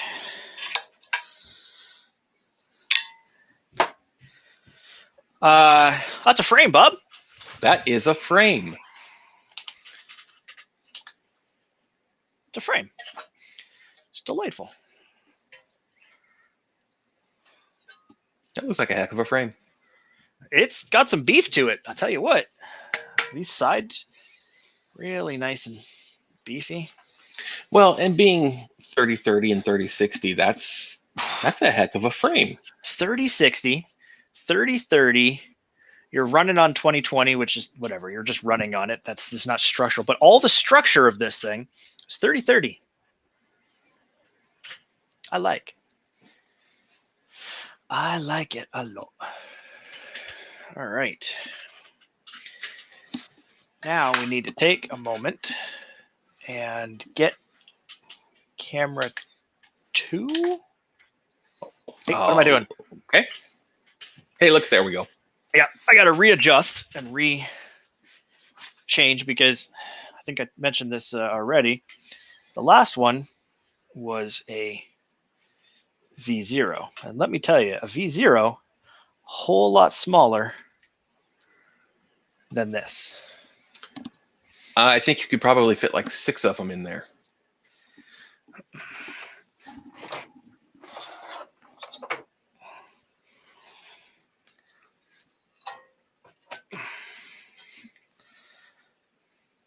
That's a V0 inside. Yeah. The SwitchWire.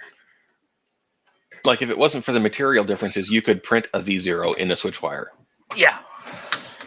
I don't mean the parts. I mean the whole thing. Yeah, the whole thing will fit on a build plate.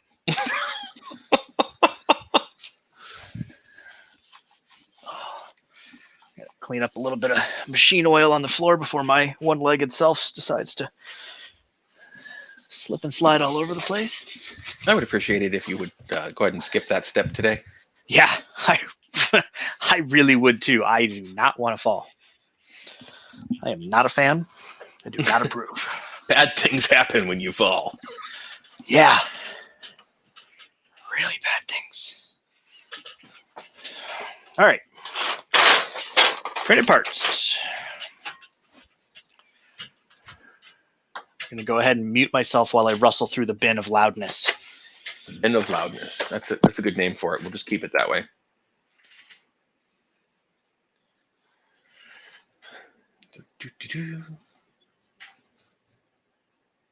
Yeah, the V2 is the enclosure for the Zero. Yeah, the Zeros are self-enclosed machines too, but yeah, it's crazy.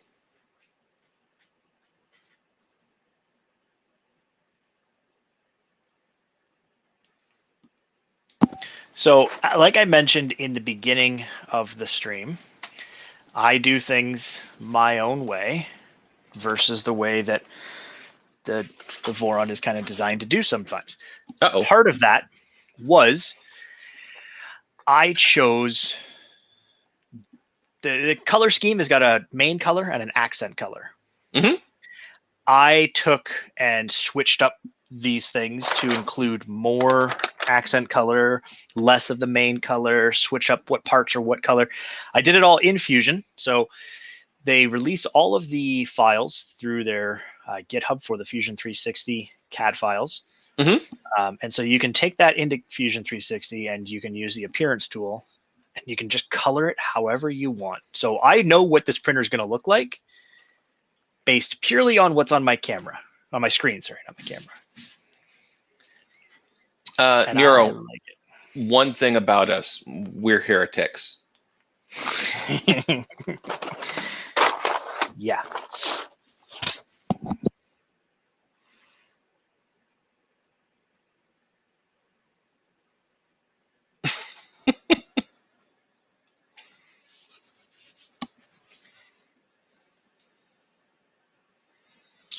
Ron has asked that you go ahead and make yourself full screen so we can get a good shot at what you're doing there because it looks good.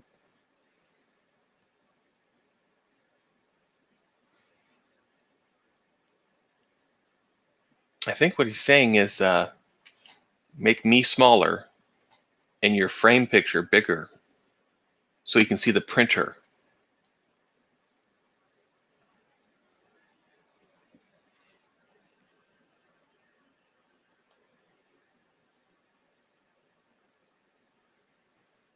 That's what people want to see. Nobody wants to see me. I'm sorry. All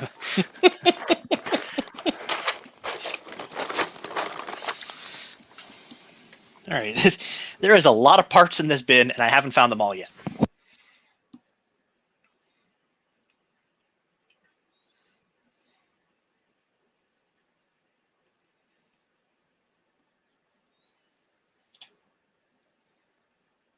Nero's going to do another V0 in Galaxy Black ABS single color. Okay. That's a choice. SwitchWire GitHub. Thank you, Thanith.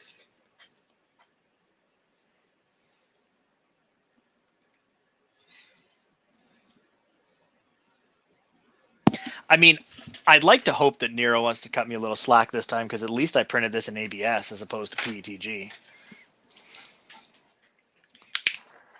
You know what? You're making one. That's a step ahead of me. I'm going to avoid them.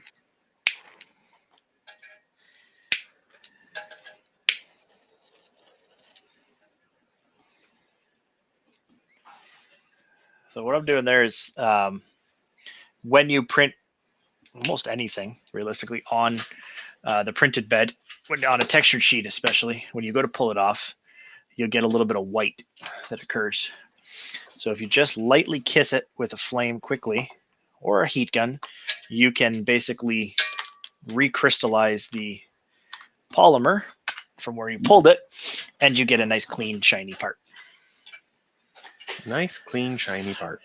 I printed the spacers in Galaxy Black ABS Plus from Sparta just to play with that.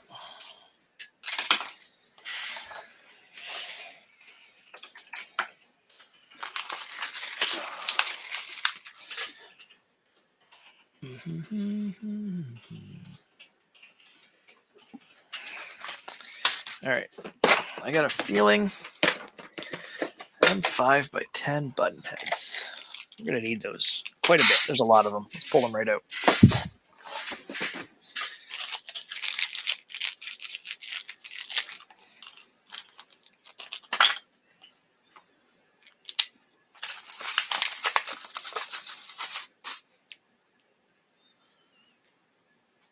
PLAman, what did I miss?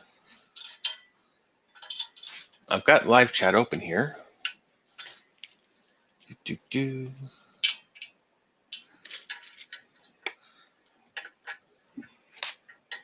PLAman's learning things. I want to know what they are. You're not learning. Learning can be fun. Oh, Jordan. Hello. No, he said thanks, Jason. The torch tip. Oh, yeah. Torch tip is big tip.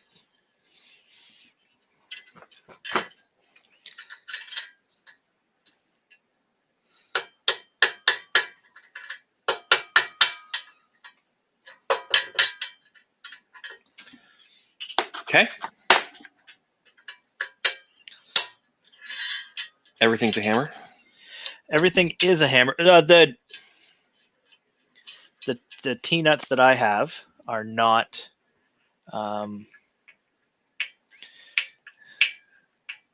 apparently not as skinny as the extrusion, right? So are those bits just to square things up? These bits are just to stop the rail from falling off. Aha. When you go to put it on. So no stopper on left rail.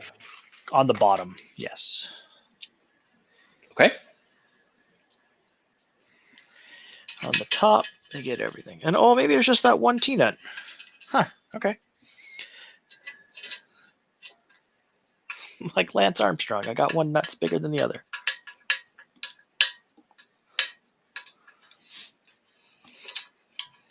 I saw the look, Bob. Of course it's bigger than the other. He only has one. Well, also, I'm a child of the 90s, and there was some music in my circle of friends that referenced similar things. So yeah. Canadian guy Tom Green. Same thing happens. Don't know if it was Tom Green or not. I was a teenager in the 90s, and these songs were popular. Also, so without actually putting the T-nut into the track, the printed part fits well. fits well. We might as well get the elephant out of the room while it's there. There's been a lot of talk over the last little while and over time with Voron Discord being a crazy place and Voron people being crazy and Clipper fanatics, and a lot of it happens. You got to look beyond the larger group of people, because when you get a large group of people together, regardless of what they're together for, things happen. People, personalities emerge, things get said, things get done. You got to look beyond that.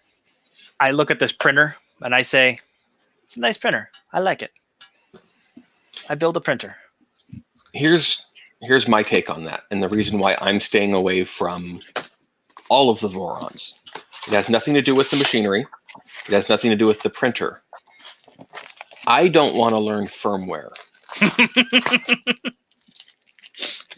I hope that I can just take what they have and put it on here and make it go boom. That's it. Because I don't mind doing firmware. I've learned Marlin, I've learned RepRap. I don't know that my brain can handle learning Clipper right now. I have other learnings to do. With the rest of the life, it's a bit much. And that's kind of where I'm at. At my stage in life, it's worth a couple extra bucks to me to go with something that's fully fleshed out. I can just plug it in and say go. Right.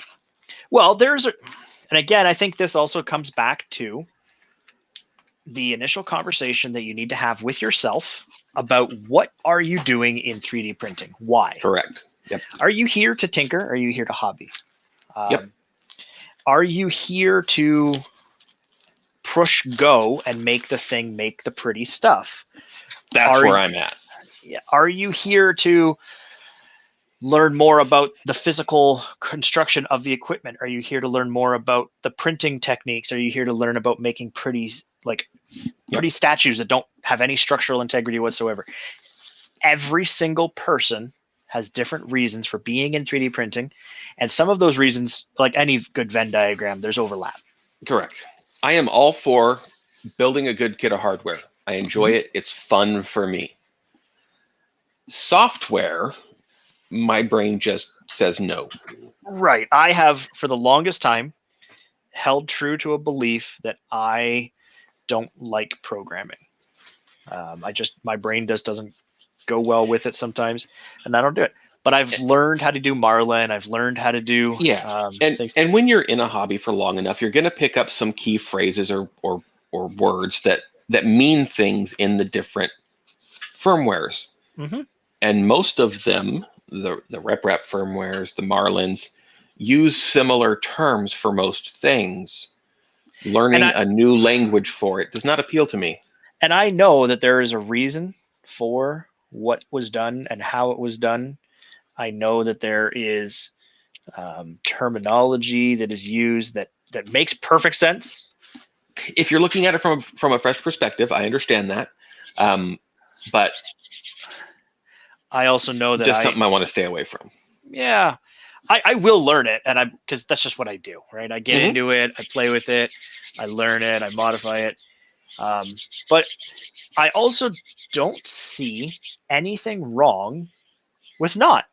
Correct. And Thaneth, no, I don't care what firmware the printer uses. I don't want to have to mess with it. That's the important thing.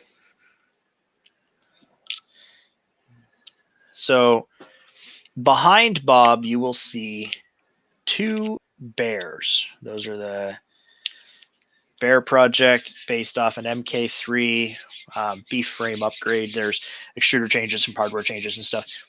You can, if you choose, to change the firmware, to change the board, or you can not. My choice was to take the stock Mark III's, change the frame, use everything else stock. Mm-hmm. So still run stock firmware. I don't have to futz with any of that. And again, mazel tov. Whatever works for you and the way you want to do things, that's what needs to work. Correct. And we have,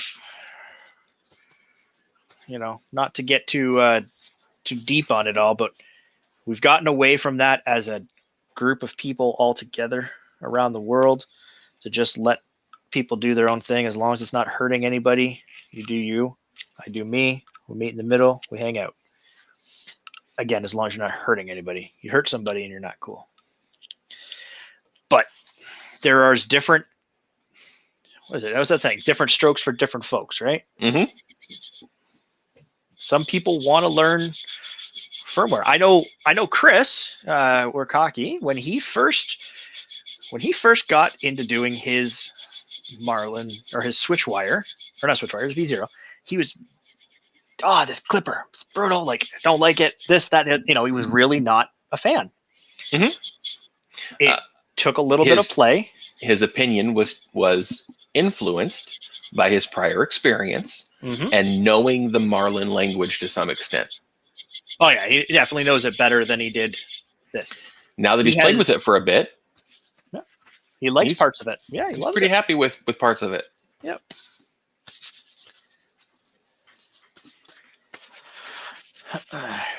And he, in a way, I'm not going to just say how, but he helped with all of this project that we're doing today.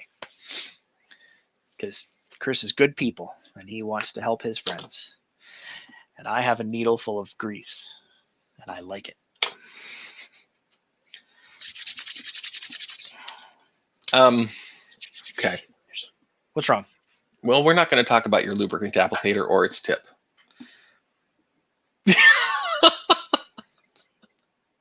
No, we're not. Are we? We'll make the joke and we'll move on. No. All right. Now for the conundrum, problem, whatever of the day. I went through the thing. I went through my stash of things Uh-oh. and I said, okay, stash of things. We're building the Voron, the SwitchWire tomorrow. We need to have some M3 by 30 T-nuts. 12 of them. 12 of them, according to the build of materials. And looking at this drawing of where we're at right now, which is page 16, I need 6 in either rail. Correct. When I bought the hardware kit from Lector, the one thing I did not purchase was the T-nuts and stuff, because I've got, again, that whole, you buy 500, what are you going to do with them? Mm-hmm. Well, guess who only has 8 of those? So 4 in each rail and a couple of... So our buddy Jay from the Discord channels there suggested, hey, for the time being, until you get the new ones in, why don't you just print some with a nut? Can I make a suggestion? Meow. Split the ones that you have evenly across the 2 rails from the top down, and fill in the bottom with the printed ones so that you can more easily change them later. Okay, I was going to do it a little bit different. I was thinking about it differently to start with until I had that thought of changing them later. Mm-hmm. I was going to put them in the middle, so that the outer edges would have been supported by the beefier ones. Yep. I thought about that too, and just maybe even alternating them. But then I thought, then you're taking out good ones to change them out later, or having to take off the whole rail, and yeah, maybe if you just drop them out the bottom. Drop them out the bottom. Yeah, that might just be the thing, because there's only 2. 4, 2 each. 4, 2 each side. Yeah, let's do that.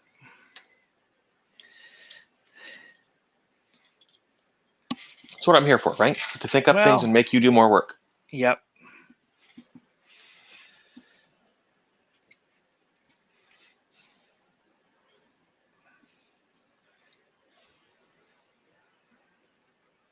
And I will not be taking off these rubber bands on the ends of the linear rail until I absolutely have to.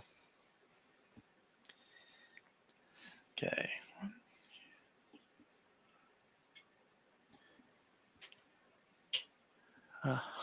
Okay.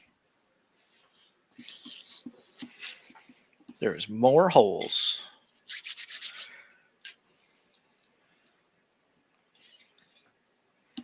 So it looks like they're starting at the ends, and then every other gets a screw. Yeah.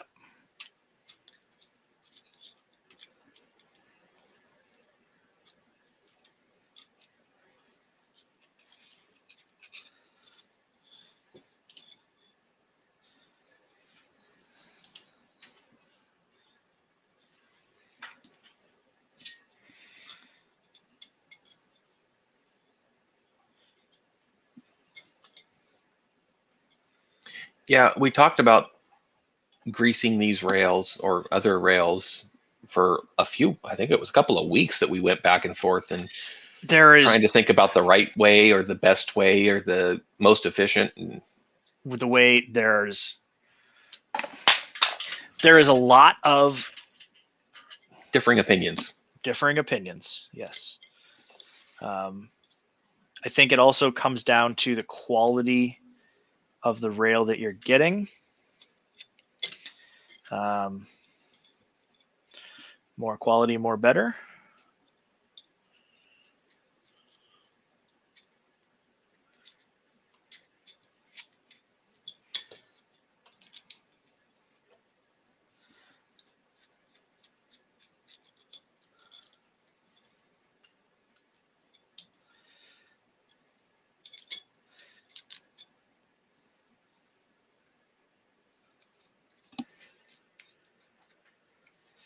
All right, so 1, 2, 3, 4, 5, 6. That's how she goes. Looks like maybe there's an extra hole. There is an extra hole on the bottom. Or at least compared to the diagram. Compared to the diagram, yeah. Let's put it on this side first.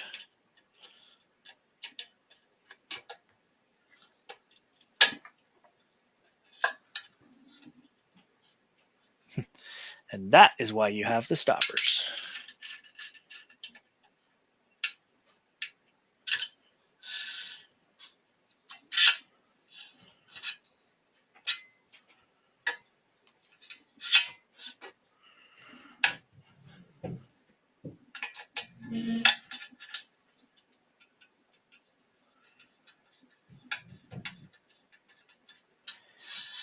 And I have to use a device to square this up as I go.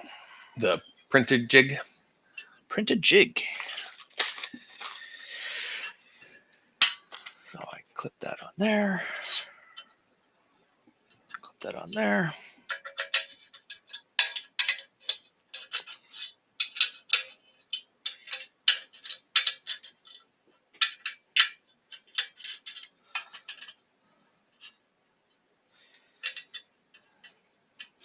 So what this does is helps me keep the rail in the center. And now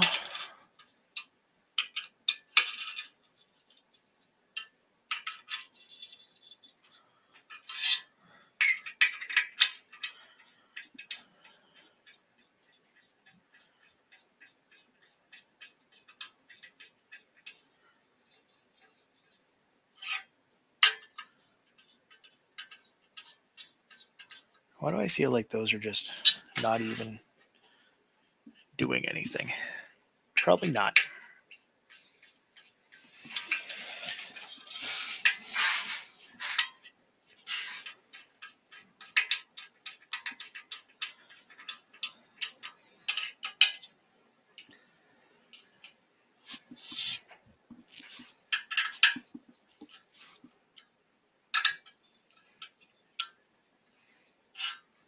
Nero's going to run off for a bit. Says good luck. Thanks, dude. Thanks for coming by. I know I'm not as fast as you are at these, but I'm a rookie. Give me a break. All right.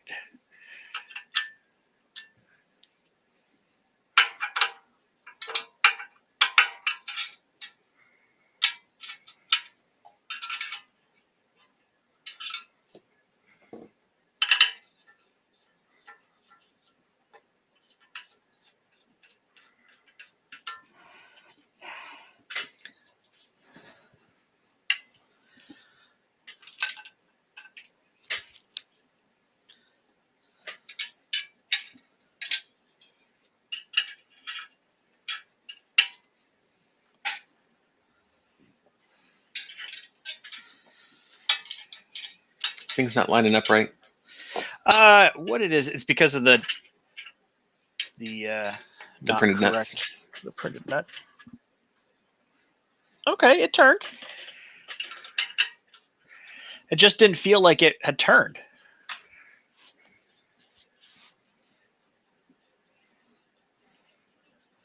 This Well, also just keeps going and going and going and going and going. Also, a thought. You're not likely to get this thing up and running today. Correct. Not the goal. So maybe if those are just omitted for now, Yeah. it's not the end of the world.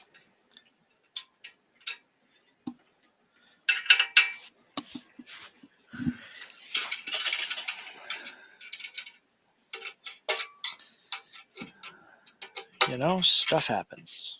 It does.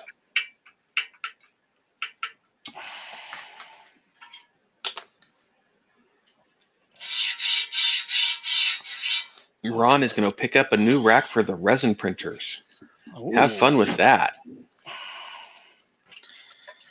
He is probably going to the Depot of the Home People. Depot of the Home People.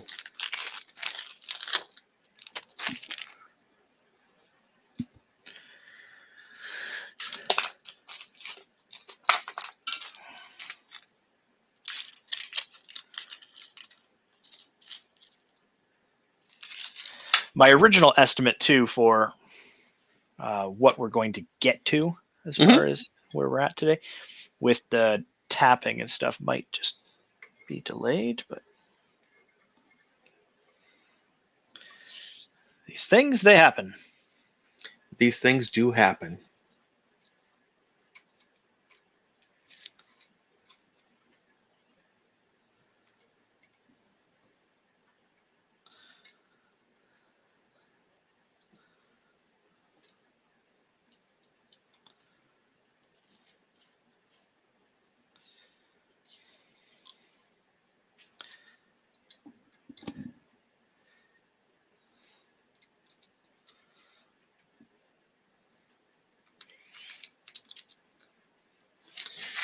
I wonder why we have a stopper at the bottom of the right, but not the left. Because on the left, there's another part that replaces that. Aha. Mm-hmm.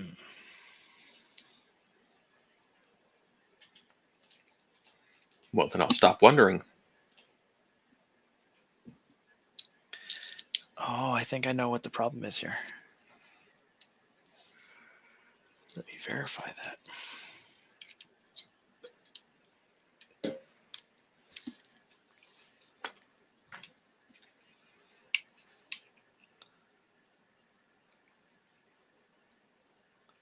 Yep. That be the problem, Bob. Share with the class. The lower screws Mhm. need to be a little bit longer In order to reach that insert. in order to reach that insert. Well, a tip on the page of the instructions we're on says that because this side does not have the bottom stopper, for now, you should leave that bottom screw out just a little bit. Mm-hmm. There we go. That way it works as a stopper. Yeah.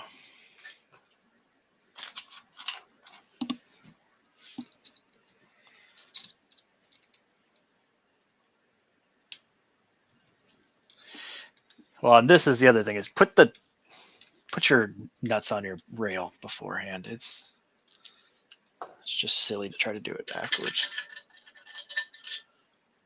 Oops.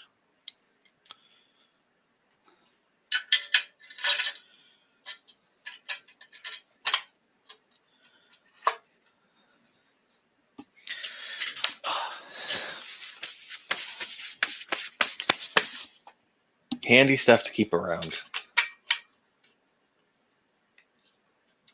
Mm-hmm. You know what else is handy? Yep. Don't forget your guides. Thanks, Bob. It'll usually square itself up pretty good, but Sure, but you took all the time to print them.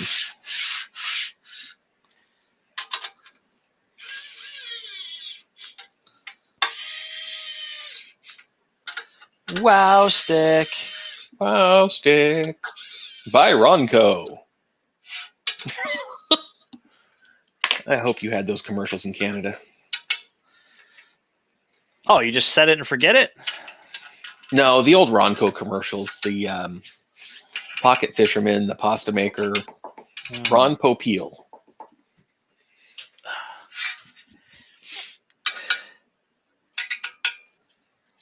I think the last one that he had was a rotisserie. Yeah, the rotisserie. You just set it and forget it. Some of the earlier things were hilarious. Okay, I'm going to not follow the guide. And instead, I know, Bob, I know. Instead, I'm just going to stick a zip tie through it. Nice. You're just trying to keep the rail on. It works. And you've got that extra screw hole down there at the bottom, so you might as well. Boom. She ain't coming off now. Hooray!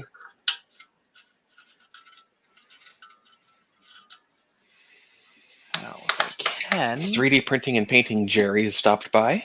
Oh, hey, Jerry. How's things today in Is it sunny Las Vegas? Yep, just outside or inside Las Vegas. I hear it's Nevada warm down or there. Somewhere in that area. That's Jerry's a good guy.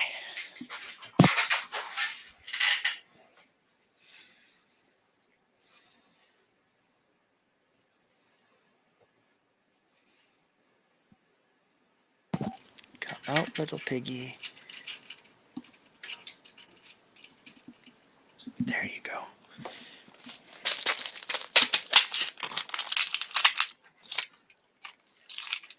$107 in the. Jeez. Yeah. You know what? People may give Canada a hard time, but at least it doesn't try to melt your skin.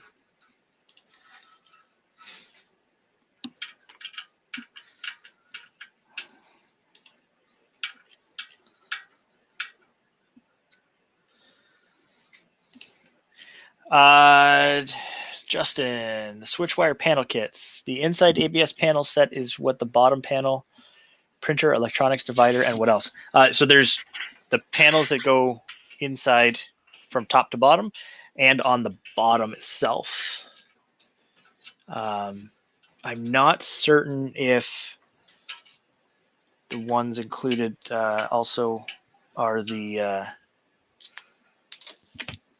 because some of the back panels are colored as well. But I know on the Sparta3D website, he's got pictures of what the DXFs, what they come with.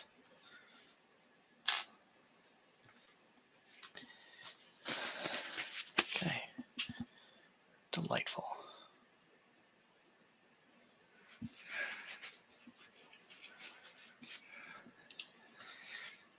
All right.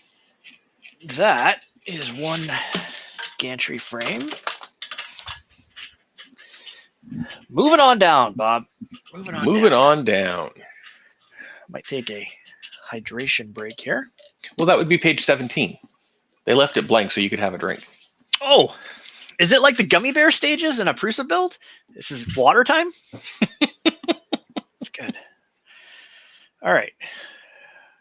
It looks like we're onto the y-axis. It looks like. Carriage modification.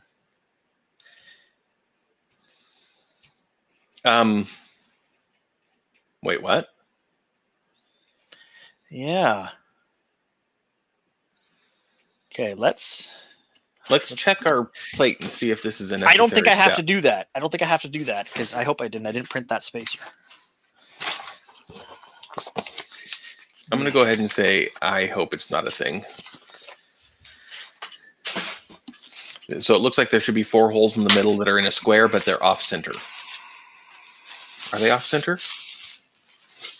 Yeah. So this is the difference here between buying a generic plate and buying the one from LDO.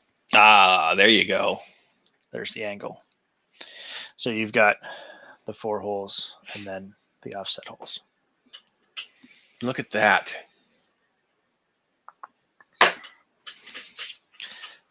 So we get to skip that step. Uh-huh. Hooray. I don't need this part right now.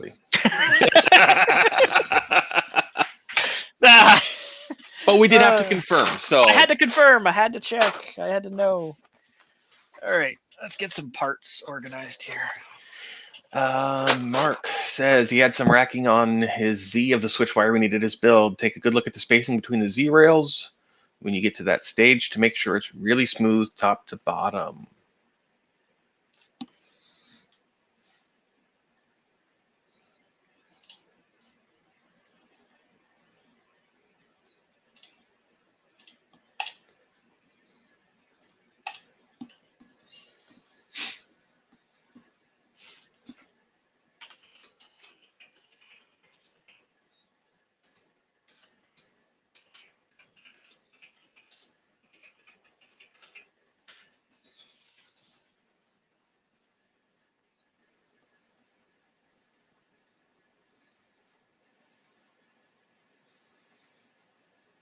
It's like Lego.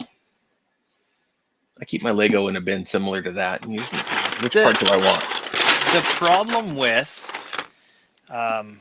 printing all the parts for a printer build is there is never enough storage for all those parts.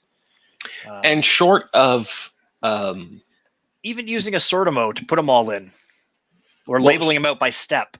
Yeah, that's the only thing I could think of would be to grab some Ziploc bags and kit them out. I do like when instruction books or anything like that says, okay, for the next few steps, you're going to need these parts. And so it gives you a chance to grab those, 5 or 6 parts you need. To prep for the step. Got it. And it looks like this one uses flanged 695 bearings. I have not seen those before.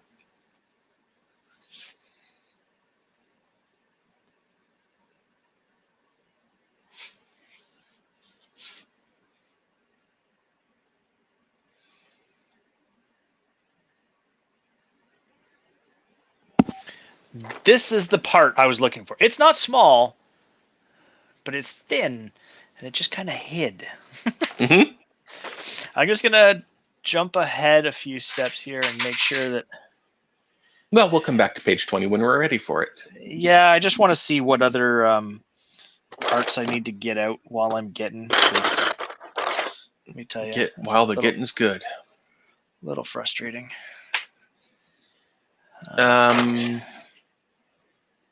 Deck panels. But we can save those for later. I don't have those currently. Heat set inserts. I got those.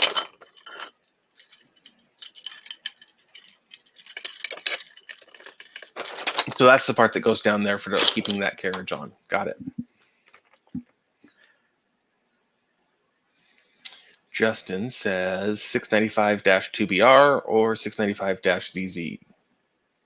According to the BOM, 695-2RS. So here's my only input to that. Those are letters. Mm-hmm. That's all I got. Okay. I'll show you what they look like. I should have them. I know I have them. I bought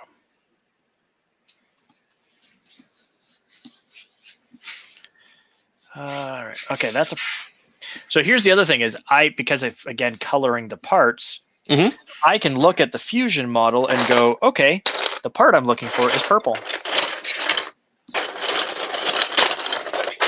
Well, I think you've got enough parts out there to get you through a few steps here. Yeah, but I just want to get a few more.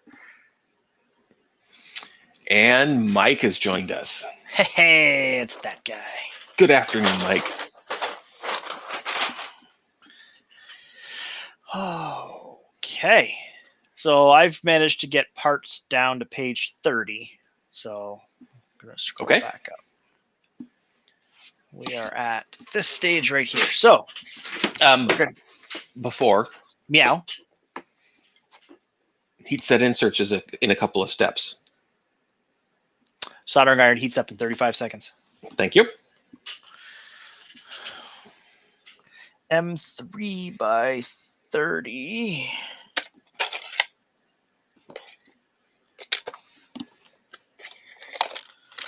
Mike likes your slap mat. He does because it's orange. Mike likes orange. I found the brightest orange I've ever seen. And it's this spool here.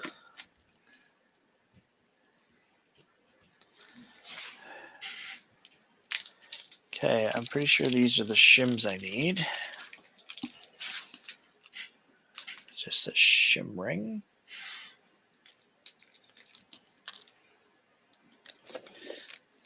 Okay. And it's Thanos' favorite gnome.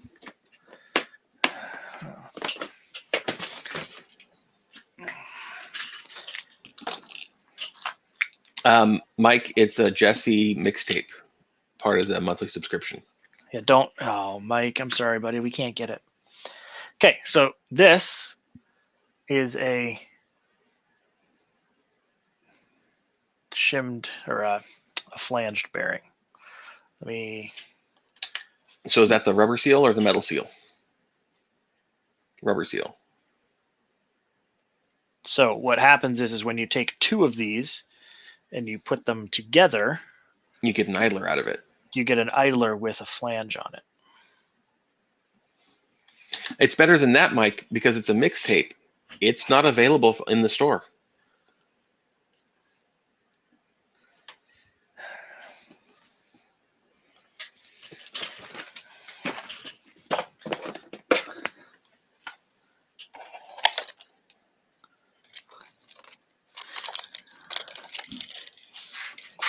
But just for you, because I know you like orange, I'll show you the glue organizer I made for it. See how bright that is? Whoa!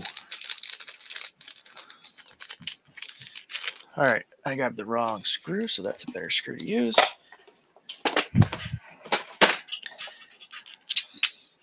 That goes on. Why use bearings instead of a smooth idler that's already available? Because sure, those are things on all other printers. So yeah, I don't know. We are going to run into this a few times as we go. Are the belts an odd width? No, I don't think so. Okay. Is that supposed to be threaded? You would think it would have to be. So this printed part, this one, okay, it doesn't show. So it says here on page 20, upside down assembly, Wi-Fi gravity, and we can do it for us. So we take the purple part, the thing. I can move the camera down a bit. Shaky cam time. Justin wants to know, he says the last question for a while, but questions are good. Questions are fantastic. Keeps us talking. Are we going with the spider, the octopus, or duet? This is E3 Mini S version 2. Mike, the bearings are definitely a larger diameter. Yeah. So this part just has a hole in it. Okay, so you just push that on the thing. Right. Other way around. Other way around. Nope. Nope. It goes like this. There.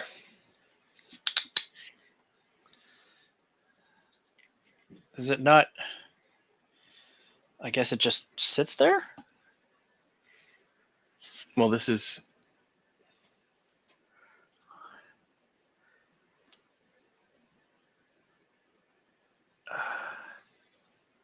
That does seem wonky, doesn't it? Like. Well, it's just, this is just an idler post, right? So that'll lock into the thing, and this locks into the frame, but nothing stops this screw from. Does that lock into the? Because there's nothing on it up to page 26. The skirt locks into this. So the skirt's going to hold it up. So this part of the skirt locks in with that printed part.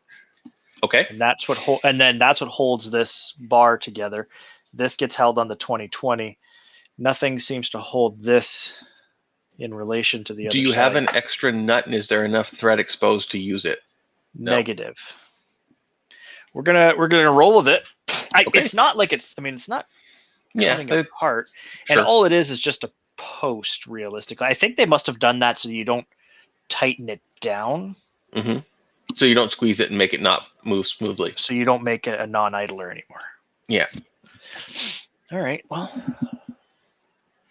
these are things. Things have happened. We're moving on. Things have happened. So an M5 by 10. M5 by 10 and an M5. Nutty boy.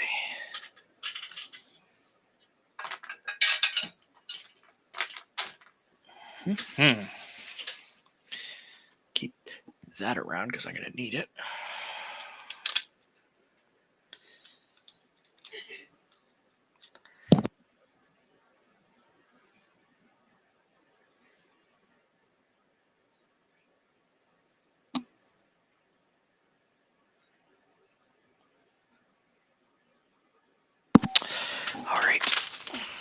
Who's the wise guy who did that? Let's call him Bob. I grabbed a M5 by 3030. Mm-hmm. This is an M5 2020. Mm-hmm.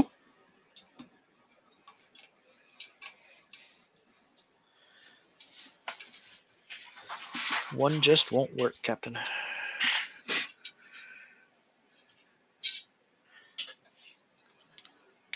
And I like, whenever possible, to use these slide-in ones. I agree. So, yeah. I don't know. I assume that's just free-floating. Does it lock in? We're just going to set it for now. We can always loosen it later. Yeah, well, if I push it too tight, then these idlers are kind of rubbing against the, you can't see it, but they're rubbing against the rail. Well, But maybe when we set the skirt, that'll set the distance. I don't know about this thing not having anything on it. Like if I bump it, all the stuff's falling on the floor. Correct.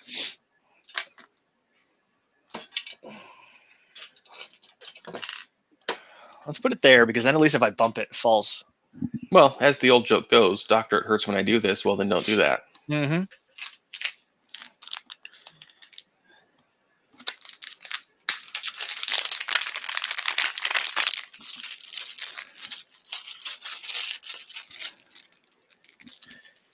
All right.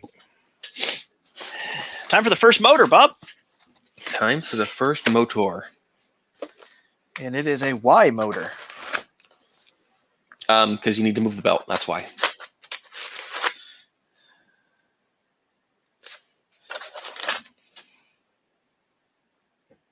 That was the perfect response to that. Thank you. You're welcome. Okay, doesn't matter which one it is as long as it's not the pancake. Pancake must be for the extruder. Yeah, there's motors. This one, and this one are all the same. Mm-hmm. Pancakey is going to be for your extruder. Are they? I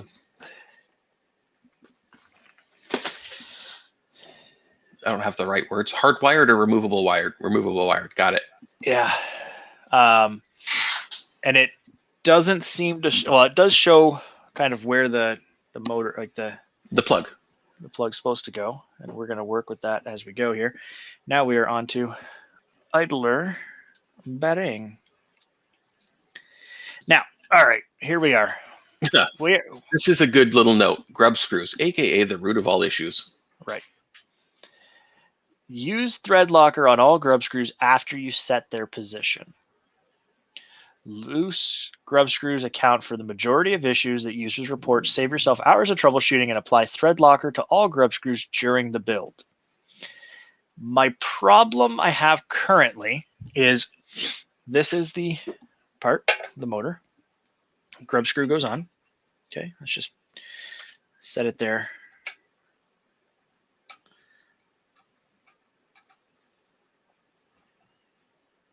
Yeah, I take issue with that step as well, and probably the same one.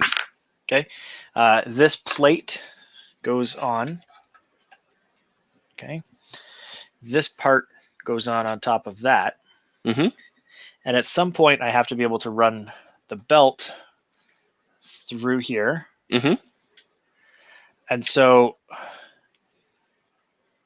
taking out the grub screw later is going to be just a bit of a pain to do. Well, here's my issue. You can't thread lock, well, you shouldn't thread lock those until the idler position is locked in. Right. You can't do that until the belt is ran and you know exactly where it needs to be. Yes. Which you can get to the grub screw after the belt is in. That's fine. Mm-hmm. I think what's the problem, and I noticed when Tom built his 2.4 the other day, mm-hmm. There was a lot of, you got to put the thread locker on, and he did. He did all the grubs on the thing and put the motors off to the side for like a day or two later. Mm-hmm. So then later on, you're going to have to bust the thread locker, lube it down, tighten it back up. Mm-hmm. Thread locker is moot. Also correct. Ish. Moot-ish. All right. Trying to find a space to build this and still be able to see it myself. Goes like that. M3 by 30. SCH. We're going to assume that that's cap hedge.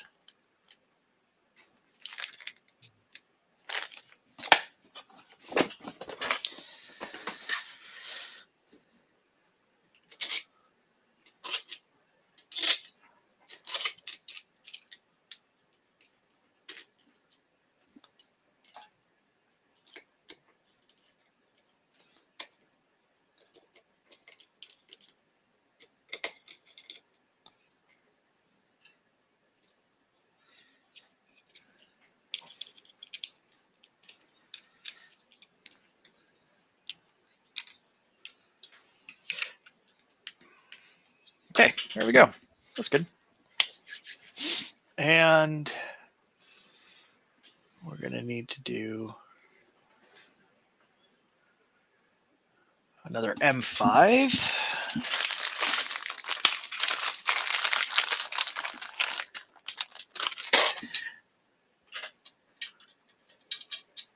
You know what I was curious about, Bob? How many people are still watching us build this thing? Well, let's find out.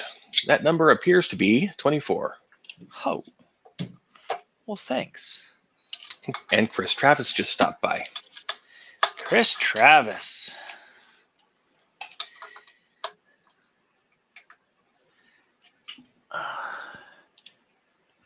That's quite the little setup there. And that's going to be your rail stoppers. And that's going to be my rail stoppers. Nando's still here. That's because Nando loves us. Nando's a good dude. Don't go telling him that. He's got a big head, and he only has so much room in his apartment. Start bashing it on the underside of that loft. Mm-hmm. All right. Got to do a little bit more rail cleaning. Oh, Bob, did I ever tell you about the TPU from Sparta that I got the other day? You did not. I did not. Okay, so it's a flexible one. Actually, it's not TPU. I got flexible PLA, I believe it is. Flexible PLA. I've heard of such a thing, but not in a while. Yeah, it's cool. I've got a package of it behind me here. I'll grab it. But what we were talking about the other day about filament storage, right? Like we love Pooch. We love the rep box. Like if you're not buying a rep box for your printer or setup, I don't know what you're doing. Or building an equivalent. I had to build one 6 feet long because I'm insane. But I do actually need a rep box for this wall to store and manage filament going to these printers over here. So I eventually will be contacting my good friend, Mr. Pooch, and saying, hello, good sir, I need a rep box. How many of these maple syrup dollars do you need? But in the meantime, something like TPU. Okay, you buy TPU, maybe the company sends it in like a Ziploc bag or something like that. Great. I bought premium TPU, and it only came in a Ziploc bag. Look at this. Look at apparently every roll when you buy TPU from Sparta comes with this Tupperware container for your lunch. But you drop your roll of TPU in there. I don't happen to have the roll handy on me right now, but you know what I'm saying. A roll goes in. And you put your Tupperware lid on, and there's this little flapper with a rubber stop. So all you do is push that in and then squeeze down, and it makes a bit of a feel. So that is look now at that. sealed. And when you're ready to go, you just lift the little See, V-ring. That's Throw your desiccant in there. Like, that's too much. the only thing that would make this better, that also free with your freaking, yeah, come on. Included. And I bet you somebody could probably print up a roller of some kind with a bearing or something like that, if there's maybe enough space. Mhm. Tap this with an M10 thing. You got yourself a little printing box. Mhm. You can also just buy these on the website. And Thaneth has given us a link for that.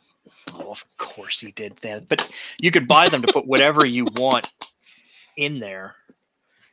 Well, the lack of external vacuum, just to squeeze to create a slight one, is great. You just squeeze it together, and I mean, the more you squeeze, the more vacuum you're going to create out of it. Watch me just push my hand right through this thing. That would be horrible. Right. But that is like, it's sucked in. Mhm. It's sucked in the bottom. So you know you've got a good seal. Top, and then when you open it, it seals. I thought that was really cool.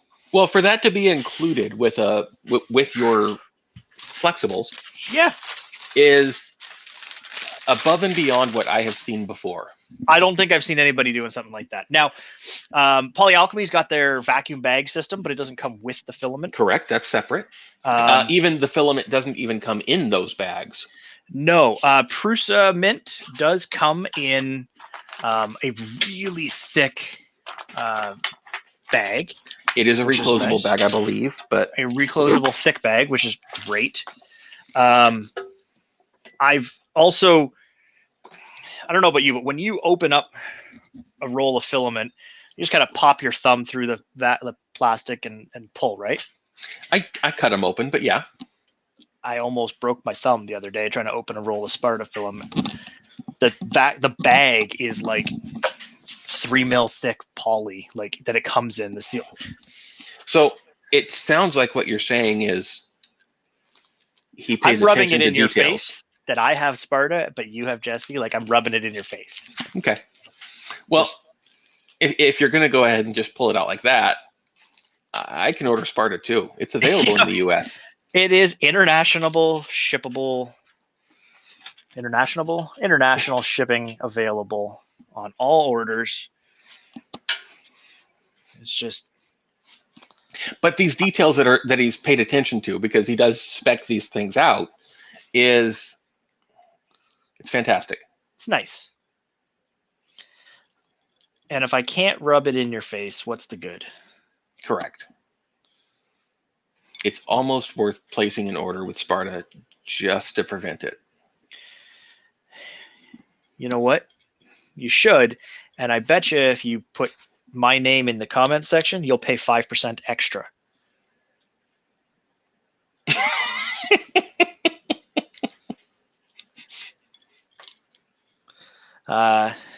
And I think, if I'm not mistaken, after the rainbow metallic went out, there was a few of our international friends who picked up a roll. Mm-hmm. I think a roll went off to the UK, or that was the plan anyways. I don't know if he actually did it or not. That's his business. My current issue is my filament rack is full. Filament space. Yeah, it's always a premium, right?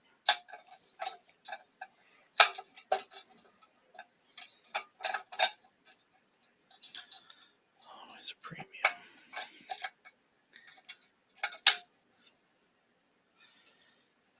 Yeah, we're gonna have to do some closet organizing soon. Okay, so the motor is pushed back as far as it'll go. So let's use the motor. And we don't want to push that front. No. Because it's going to make the thing that we were talking about a minute ago.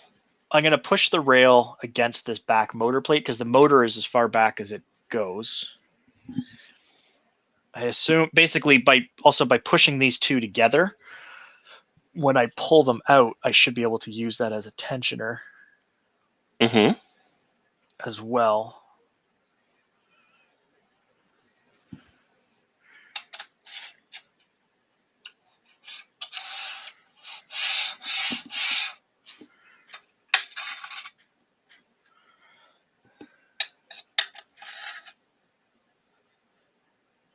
Print more to use it up. Mike, you're right. The problem with printing more things is the things then need somewhere to go. Yeah. There's a model I just printed on my Supercube that the base of the model filled the entire build plate.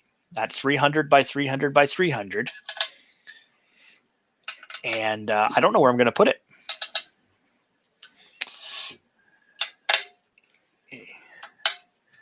It's an issue. I blame Fotis, realistically. Well, as you should. And then I also fall back to the old blame Vedran. Because Vedran was the first Patreon I joined. Okay. First 3D printing modeler I supported and followed, and have been a patron of his for a few years now because of that. I got a shard of aluminum in my finger. I have been a patron of his for a while now. I like his work. I love Vedran. He's a great guy. But then he introduced me to this Greek guy. And I also... Well, that's how the crack dealers work. Yeah. The crack dealers get you started, and then they set you up with another guy down the road. It's the gateway drugs. Yeah. And I have printed a large bit, actually, up here. There's a bunch of Fotis models up there. The big Archangel is another one. But then I also have the rack of masks from Vedran.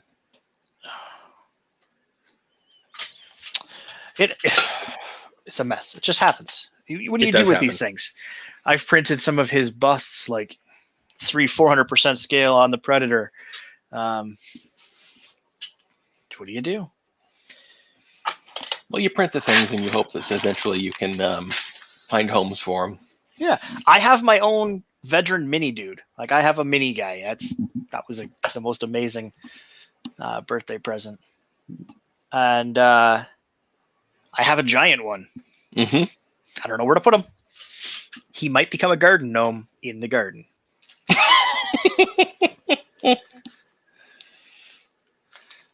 I think it was like 400% scale. All right. Heat set inserts. Cable chain mount heat set inserts. If you need help, ask on Discord. Okay, well. I think you've got the heat sets pretty well figured out. I hope so. What I do need to do, though, is double check with the drag chain that I have.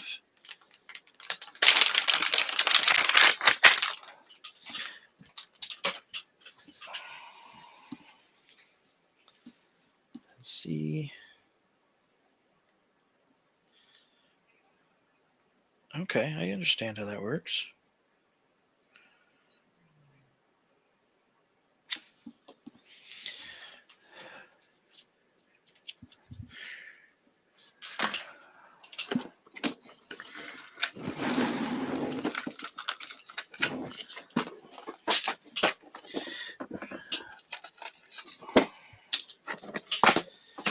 We're going to do a few heat set inserts while we're at it. That's going to be heat set insert break time. All right. What temperature do I want to be at today? You can probably turn it down pretty low. I was thinking like 200.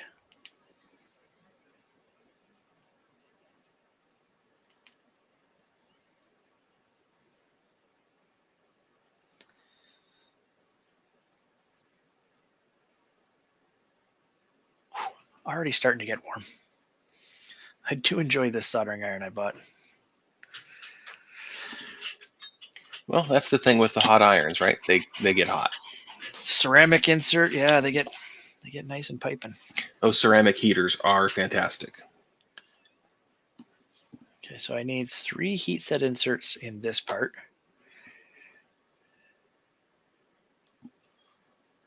3 heat set inserts in this part. And then eventually I need 5. Do you want to take a look at chat real quick? Okay. No. Chris did not do any of that. I require the hot glue gun, please. Hot glue gun for my wife.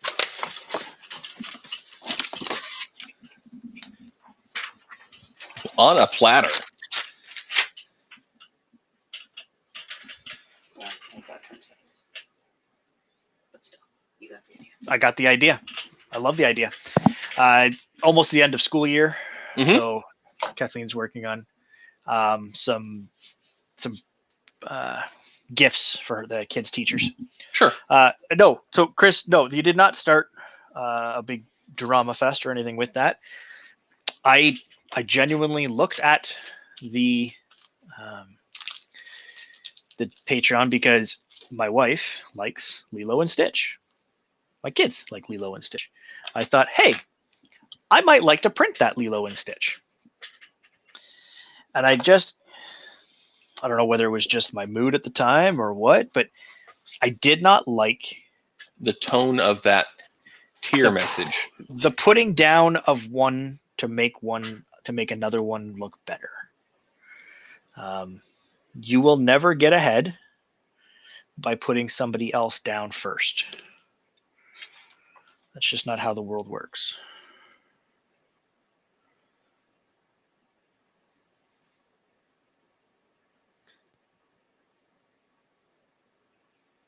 On the other hand, it was a good-looking model. It was a good-looking print. Thanks for sharing. Yes. And I also like that he realized what was going on and went, you know what? It does sound a little bit like I'm coming off the wrong way. Let me fix that up. That's all you can really ask. People make mistakes. We are only human.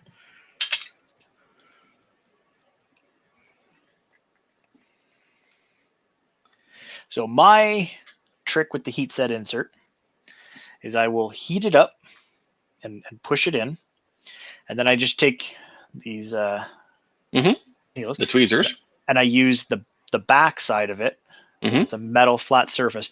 And I just use that to help push that last little bit so that my part is flush. Nice and flush. Yeah.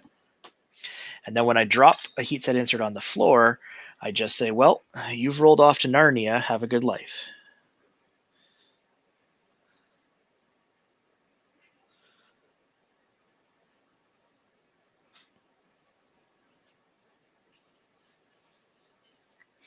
Or, as I tell my employer when he leaves the office, bye-bye, have fun, right if you get work.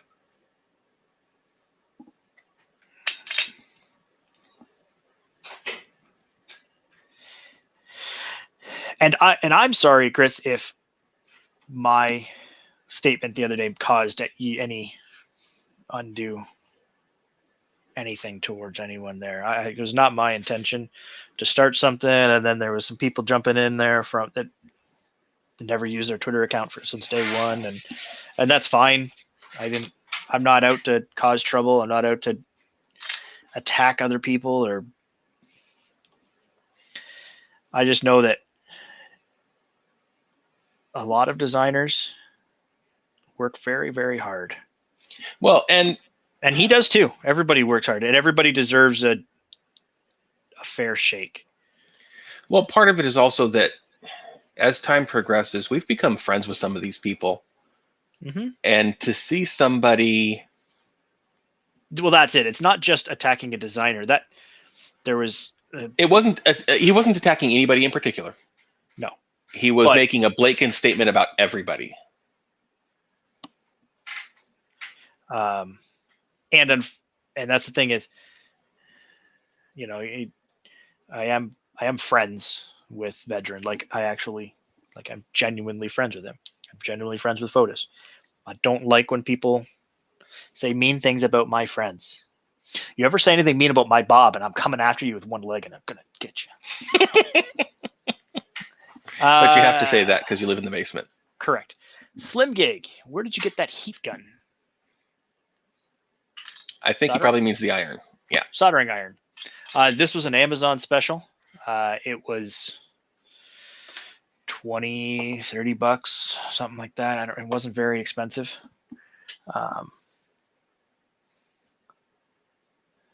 It has a nice quality about it.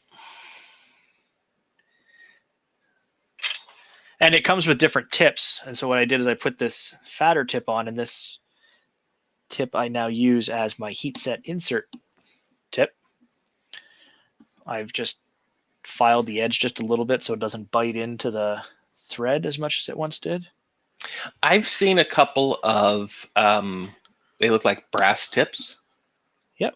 That you put on your irons specifically for doing heat set inserts. Yes. I think if I did a lot of them, I'd probably look into something like that.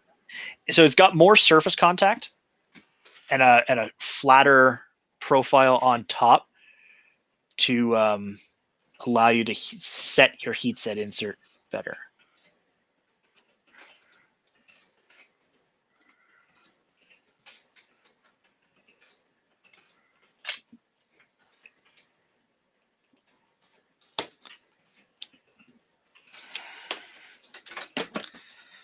The only other thing I got to do here is snug that up. I changed the tip when it was cold, which is great, right up until it starts to wiggle on me.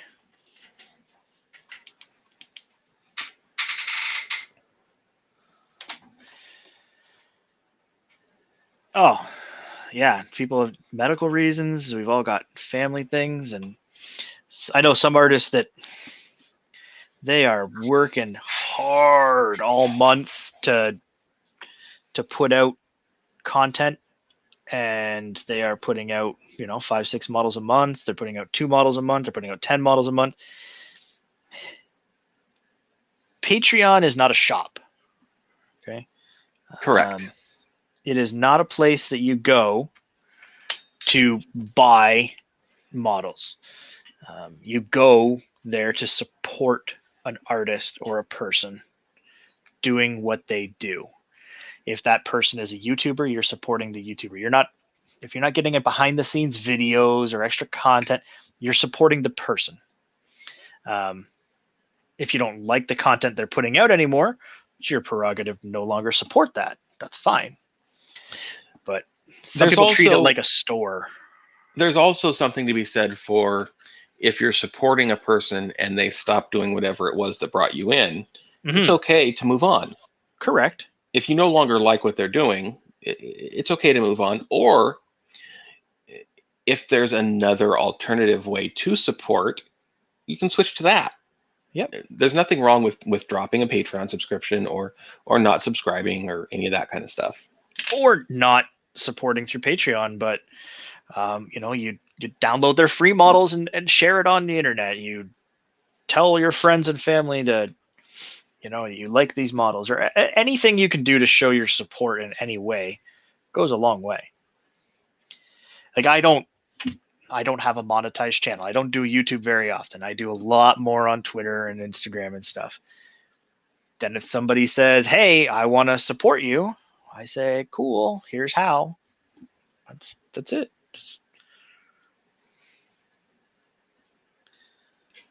I'll just set that one just a little bit deeper. Oh, that's a good thing. What's that, Martha Stewart? Martha Stewart, really? I've never been. Well, okay. I was going to say I've never been to jail, but that's a story for another day, children. I've never been on the wrong side of the bars.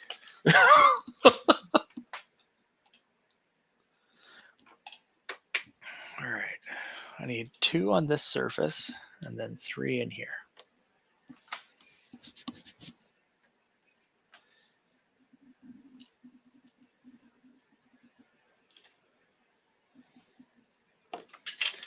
Bum, bum, bum, bum.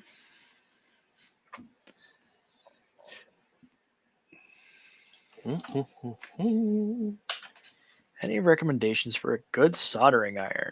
Oh, we got lots of recommendations for soldering irons, but we're going to back up a half a step because Jordan's a nice guy and he's never going to say the things directly. There are ways to support Jordan as well. One of them is through Ko-Fi, coffee, however you want to pronounce it. The poorly spelled buy me a coffee. Yeah. So we'll just go ahead and drop a link out there for that for him because we do support the Jordan. Well, and I do appreciate it. It is not cheap and easy doing all this sometimes. Ben stopped back in to see us for a second, and we'll tell him that we've got the basic frame assembled, and now we're working on some additional parts to get the carriage all together. Yeah, just taking some heat set insert time. The other thing with the heat set inserts is you got to let the heat do the work a little bit. Yeah. You don't want to heat it up so much that when you stick it in, it just goes boop right through to the center of the earth. And then PL Amon, soldering irons are, everybody's got their own opinion of what makes a good one. Mm-hmm. I like a good ceramic core. I like some good digital controls. I personally like my iron to be separate from the controller. Jordan really likes this one where everything is all one unit. Again, it's a space thing for me. I already had a half decent base station to like store the thing in when I'm not using it. So just being able to pull it out, do my thing, put it in, having it all in one kit is nice. I think Mike is saying he wants a link to the soldering I used. Correct. One moment.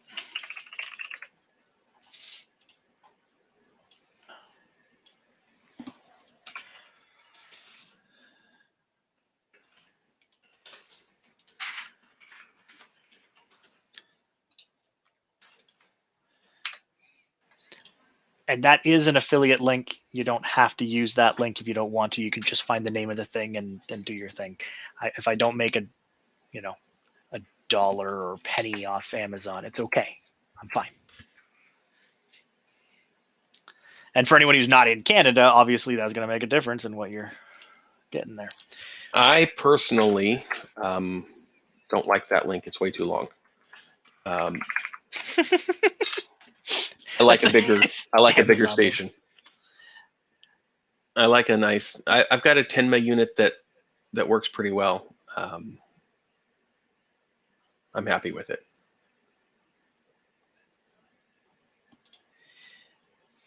And I mean,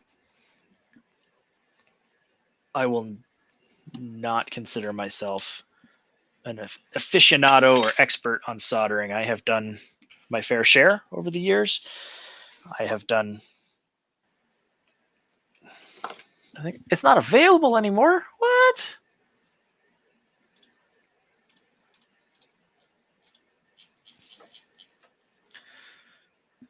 Well, perfect.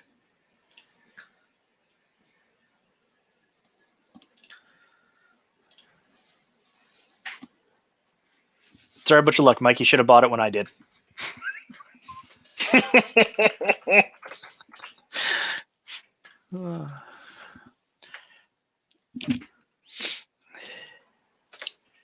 The big thing is I had a cheap, store special soldering iron before. No temperature control, just stick it in and go. Plug it in and it gets hot. Yep. Eventually it cools down. And I'm not going to lie, I did a lot of soldering with that. Worked great. Didn't quite know about the other stuff. Well, this is the back and forth that we had a little bit ago too. Sometimes quality tools make a big difference. Yes. Sometimes cheap tools do just fine because you're either going to lose them or break them before you need them again. Yep. And it depends on, again, what you're doing. If I was soldering professionally, doing it all day, spend the money. If I'm doing a hobbying soldering every now and then, don't always spend the money. Depends on what, and again, I guess it depends too. I think we've had this discussion before about when somebody bought, hundreds and hundreds of dollars of filament, and they're like, "Oh my gosh, that is so much filament." Maybe for them, it's just $10. Just there's a sliding scale of value. Correct. Oh, I'm not very smart at all, Bob. Well, I wasn't going to say anything, but now that you mention it.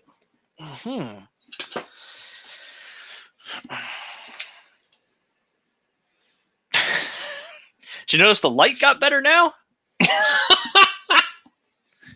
I got the closet over here, and in the closet, I've put a big giant light so I can see what's going on. And the closet door is wide open. You could almost say you had a bright idea. And now look at the light I've got. Look at. Although it's getting warm in here with all these lights. Correct. LEDs. All right. I've got one of these. At least they're LEDs instead of the old style light bulbs, though. Because then you'd be roasting. Yeah. I'm not ready for that. Chris Travis, yes, they are. They are. Yeah, they're delightful.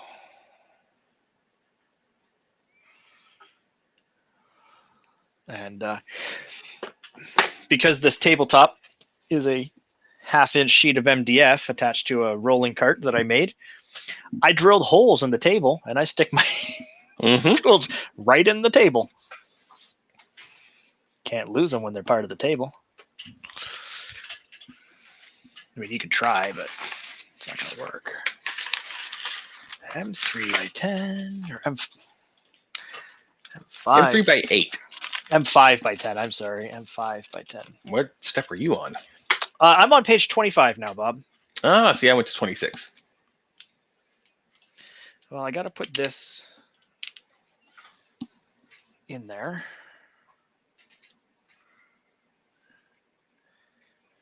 Does it just go in? Where does it sit? Where's his happy home? Well, that's the base to your rail, right? No, this is the support for the... It can be two things. This is just the support for the drag chain. Yeah. So I'll have to adjust. Its position later when you get the chain in place. Can't see that. Hang on. There. I'm going to have to adjust the positioning of it after I get the chain in place. But there she is. So they're...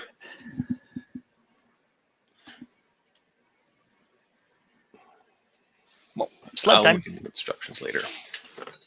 What you worried about? Tell me. I can help. Well, I'm going to look and see what direction they've got that drag chain going. It is flat.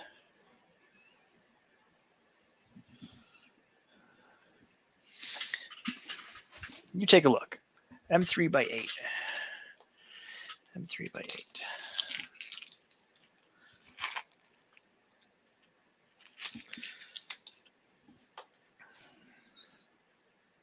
I see what they've done. Okay.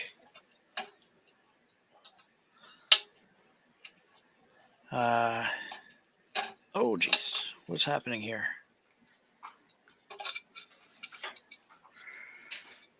That doesn't seem like it feels nice.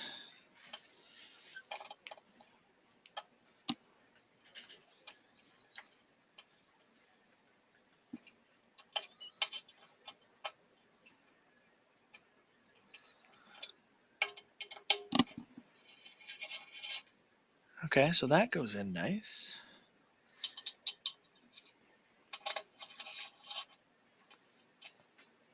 Okay, good.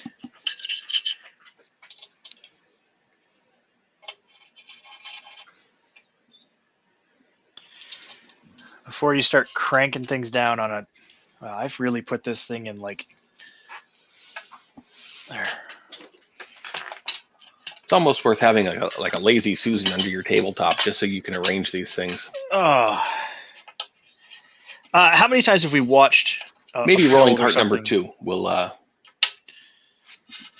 Yeah, we've watched these builds, and like at a certain point, I have to be able to see what I'm doing, not you. Yeah. Yeah. I watched somebody try to build something. I can't remember what it was, and they were building it for camera, and they had a nightmare of a time trying to see what they were doing. Well, unless you've got like a head-mounted camera, there's gonna be some misalignment at some point. Mm-hmm. Oh.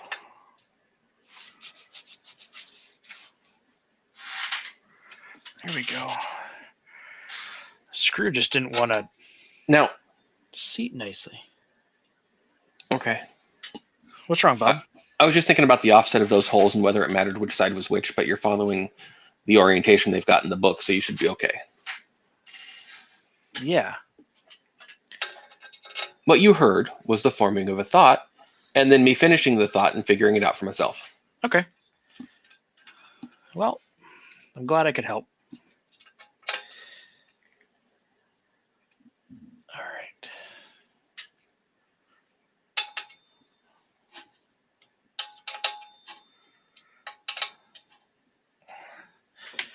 Now this is where I will just take. Put a little bit more torque on them just to tighten them up. Not a lot, because the last thing I want to do is strip out a block. So I'm not going to put it here and like get all the way out here on it. Here's a silly question Okay, banana. for the next step. Okay. Do you have your micro switch? I do. It's not soldered on any wires though. Okay. I might. I might just put it in, and I can always take it off later. That's The what I nice was part just is thinking. it's all accessible from underneath, pretty much. Until you put those covers and everything on, you're still in good shape. Mm-hmm. All right, what are we at here? An M2 by 10 self-tapping screw.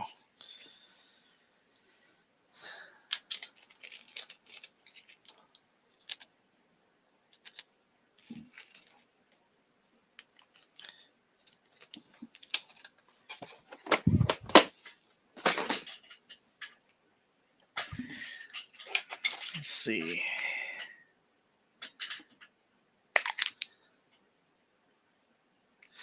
So this is a screwdriver that I absolutely love. It's just got the little bits at the end, and you just swap out with what you need to do.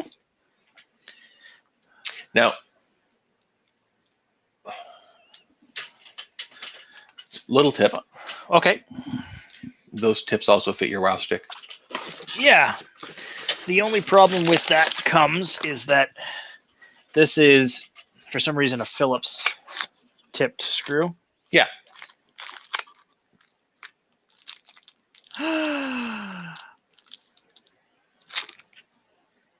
It came pre-soldered. No. Oh. I found the rest of my M3 by 30. Oh. Chris Travis would like to know that since you've got a single linear rail for the y-axis, is there any play in the bed? Any wobble side to side? No, I can pick the whole thing up. Twist. Yeah, it doesn't. Good. Like, with an unnatural amount of force, I can get like a small amount of deflection.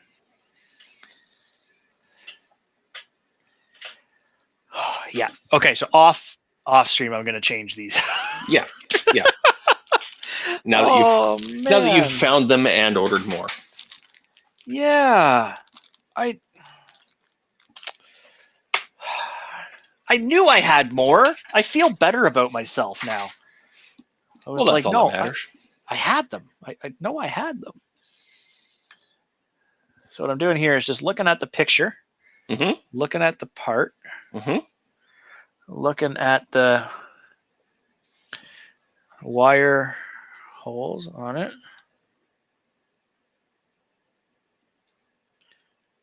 And I will just attach this thusly.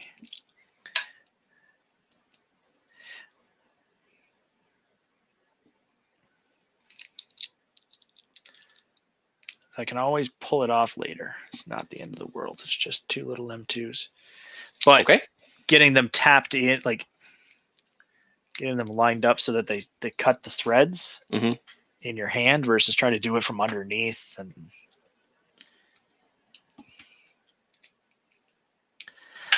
because I have to double check. Self-tapping screws for printing. That's the ABS part, right? Yeah, and it's just a micro switch. Yeah, no, I just use normal whatevers and thread them right into the plastic, and it works fine. M3 by 30. Did you get your stopper on the backside there? Stopper on the what side? Did I scroll too quick? Did my mouse ruin me? Page 27, right-hand side. That little block on the back for the belt stop. Oh, good eye, Bob. Where is that?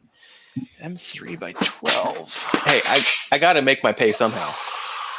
Ooh, that would have been bad. I knocked over a little container of screws. Thankfully, it didn't explode. 3 by 12. The other nice part about working on this slap mat is that, like, when you drop a screw on the table, it doesn't bounce off into Narnia. Yeah. All right, so that is a little tiny block. Little tiny block. That's what's going to hold your belt when you wrap it. Right. Okay, cool. So the printed part, according to my CAD, is a different color than I have. Uh-oh. Time to go digging in the bin of parts here.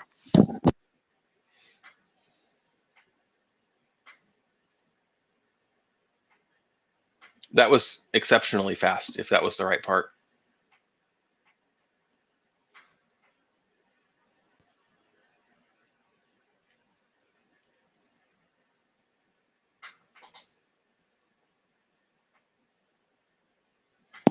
Close, not the right one. Oh. That is for the X.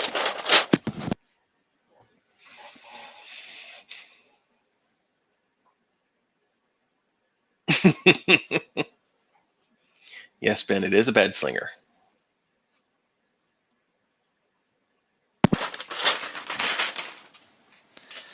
Bed slinger, go burp.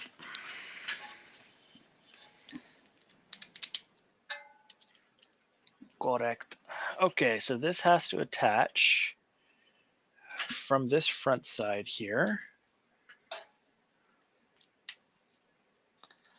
Like this.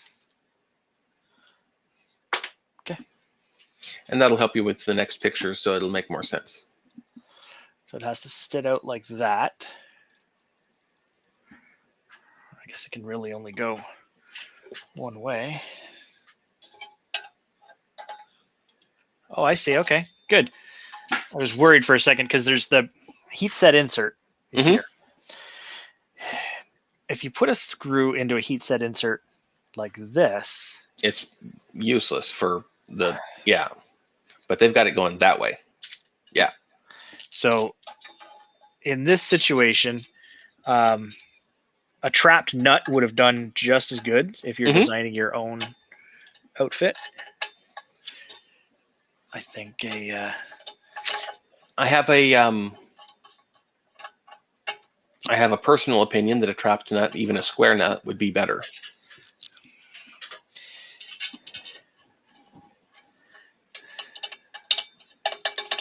Why so? Ben, no Pruses were harmed during the making of this printer. This was all bought as parts and kits. You can convert an MK3 over. I don't know why you would though, because you're keeping the bed carriage and the bed assembly. So I guess not. I have seen people taking this concept with an Ender 3. So they'll take some parts of it and they make like an Ender switcher. But my thought was, if you take a square nut and put it in a square hole and thread your screw down into it, there's not as, it won't rotate in the hole. Right. These heat set inserts can come loose. This homes to the front. Okay. Because there's the homing switch. And it on goes. Here. And it goes boink boink boink to the front. Boink boink boink to the front. Interesting. So there must be. Aha. It boink boinks against this boink boink. Yep.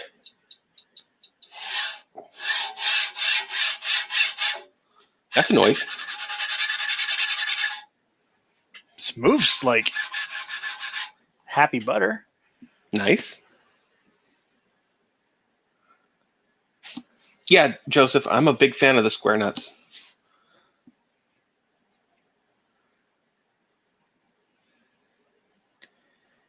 So it's talking about belt path, but I can't really get the belt on until I get this mounted to something so that I can get the right.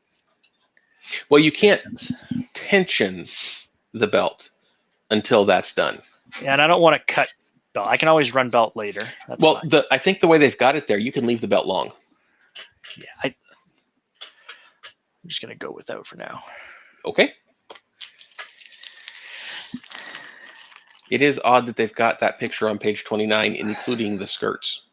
Yeah. Hello, part. Where did you go? But that's okay. We'll work onto the cable chain. All right. So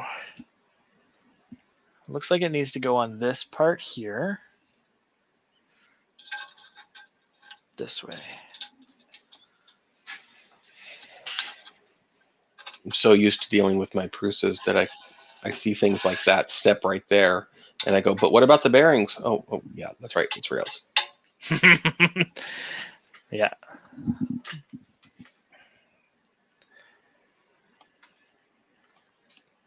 Huh. Guess what the next step series is? Skirts. Well, and they're a nice floor length skirt too. There's nothing wrong with that whatsoever. Yeah.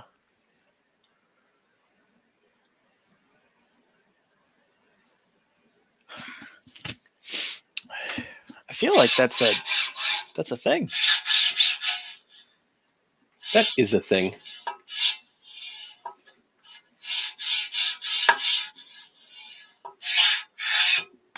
I think it works nice. I'd almost call that like a rolling chassis. I think you want to get those skirts on there, if for no other reason than to support that bit. Yeah, I was just thinking that. All right. Let's see. Because I think I see where you were going with this.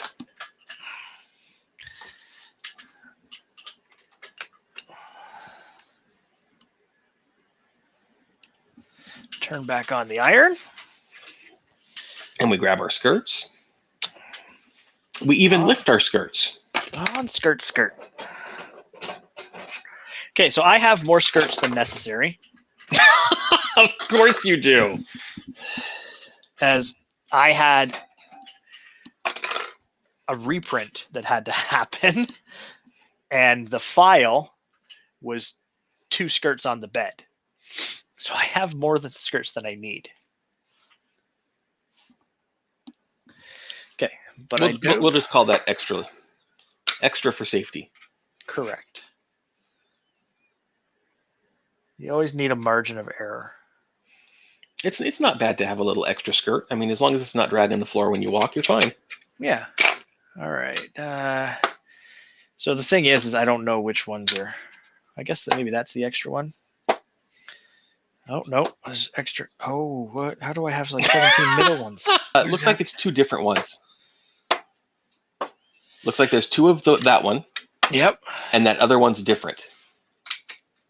That's There a side. there should be 2 of these because they go like that. Mm-hmm. It's the same file. It's just you just turn one way. Oh, for front and back. Left and right. The back is these ones where you've got access holes for. So I think what you've got there is just 1 extra front piece there. Yeah. Yeah. So now you just pick the better one. Mm-hmm. I'll tell you, the Prusa did a dang good job on these things. Well, that's what they do, right? Picked it.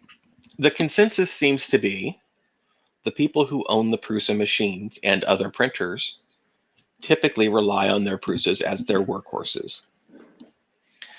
I can see that.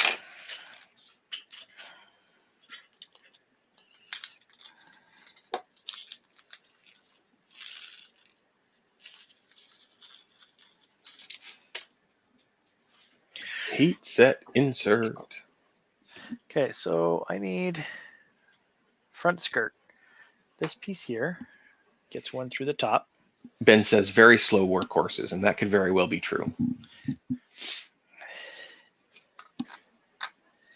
But it's not always about the speed. I mean, well, Ben's a speed demon. Okay. Faster's not always better.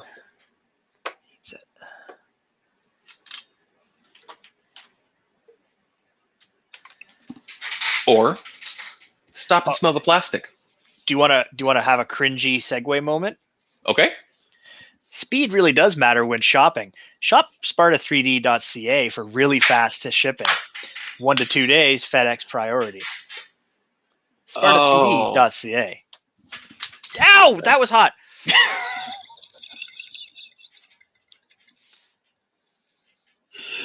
Oh, your heat set insert just punished you for that bad plug. It burned me for that one. Yeah. Didn't even hit the robot leg. Hit the real one.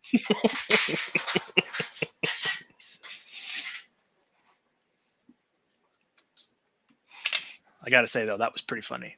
That was pretty funny. Stanith likes the plug. Liked it a lot.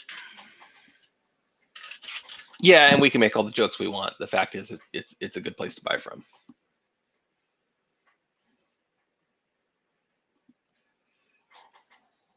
Yeah, the cringy part was my segue system. Like, I was straight LT. Where's Colin? That was LTT proud. Like, and shop LTT there today.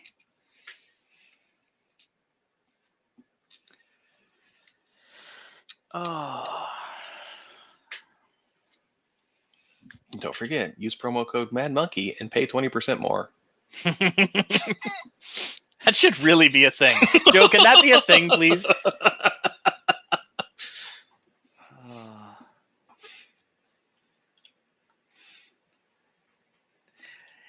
Use promo code MADMonkey and 5% of your order goes into my pocket. You pay more and I get the difference. Did you lube that Y rail when you put it on? Might have not. I know you did the Z's. Right. Come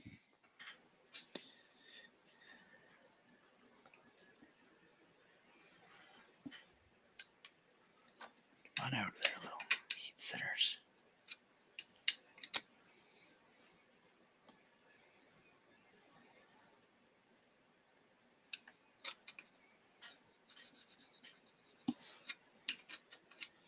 boom.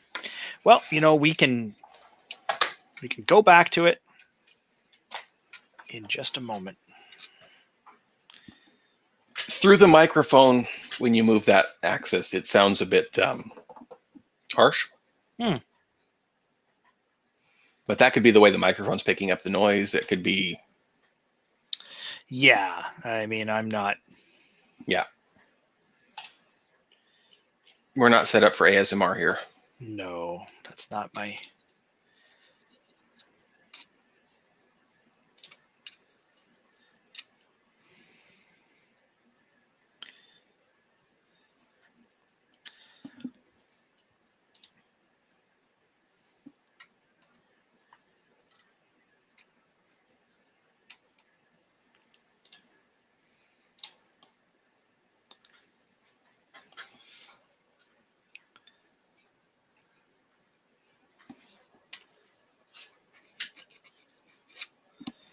I also like to just give the skirts a little wiggle and a jiggle.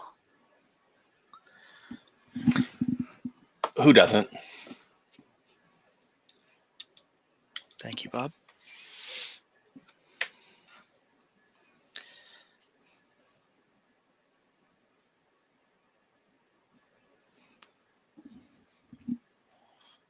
Mm-hmm.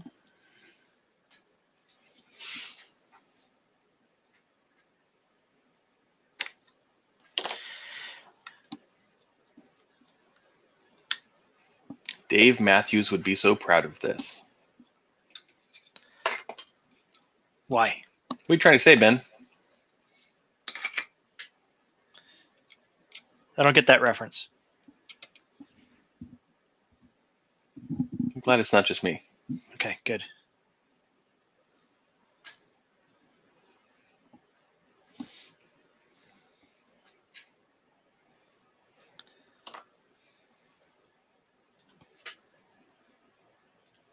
Don't lose focus. Just changing things screen. I understand, but you're also melting.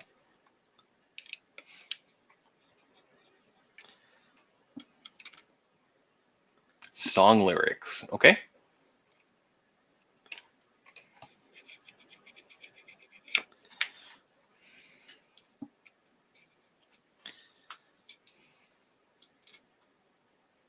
I'm just going to put it out there. Ben memorizes some weird stuff.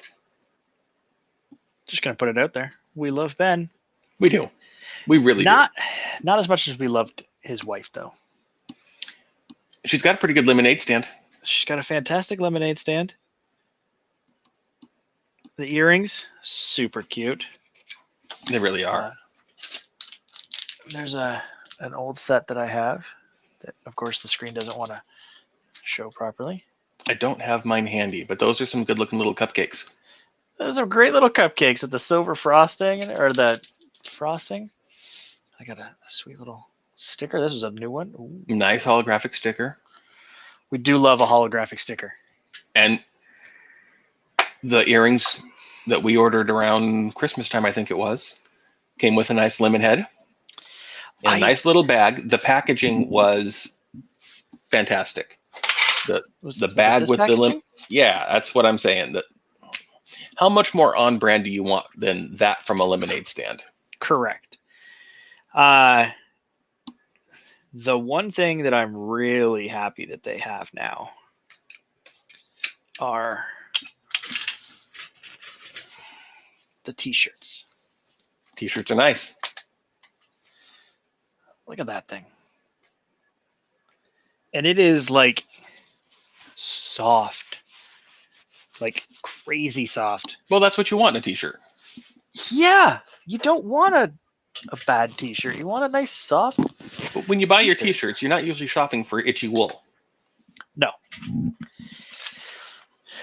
you really aren't.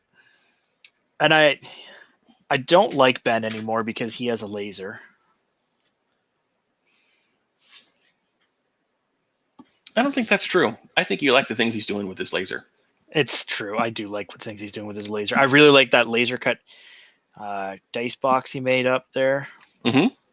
I also like that we managed to peer pressure him into doing new work. It's what we do. You know, it's funny. I was just going to say, we did that twice last week. Yes.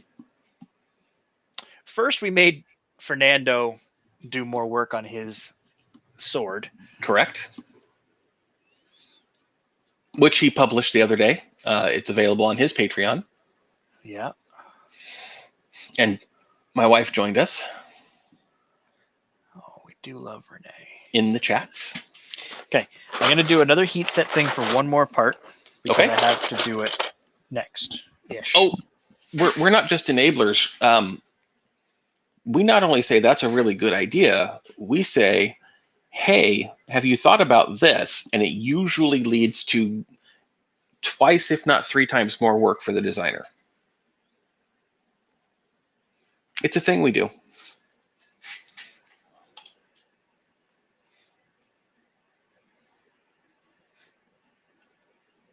It happens a lot. It's not just a thing that we do. It's an important service that we provide to our friends. It's becoming a thing that we're known for.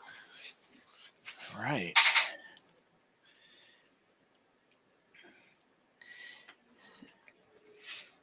Yes, Mike, she is a fellow Canadian. Yeah, Mike, that's the whole reason why I live in Renee's basement.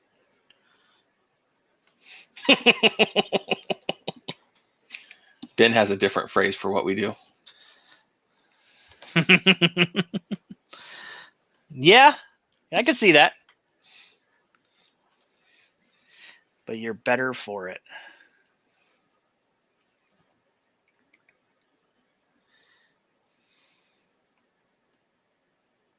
You know who I just thought would be, it's too bad I'm not seeing right now?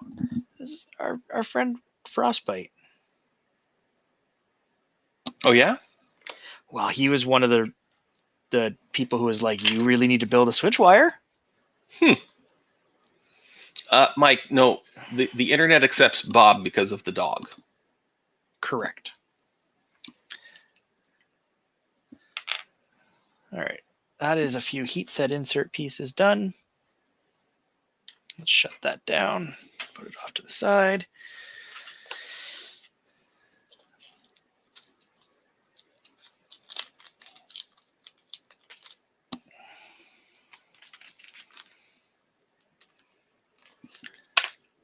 All right. So you're saying I need to lube my thing. Well, I'm saying you should check and make sure you did. Okay. I'd believe you where others wouldn't. I'll do you one better. I'm just going to do it.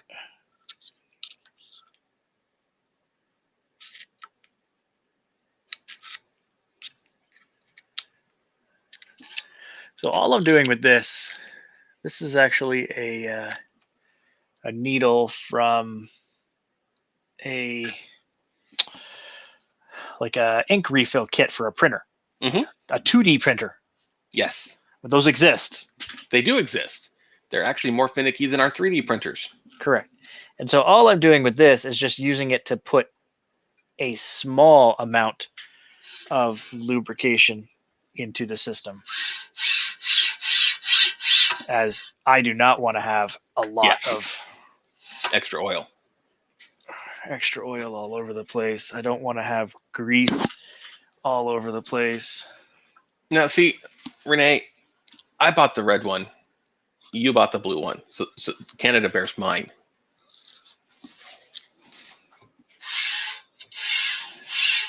Careful, Bob. Them I know. fighting words.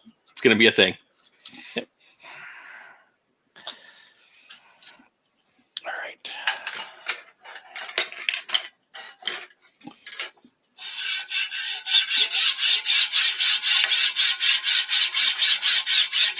Probably just getting a lot of resonance off the frame, Possibly.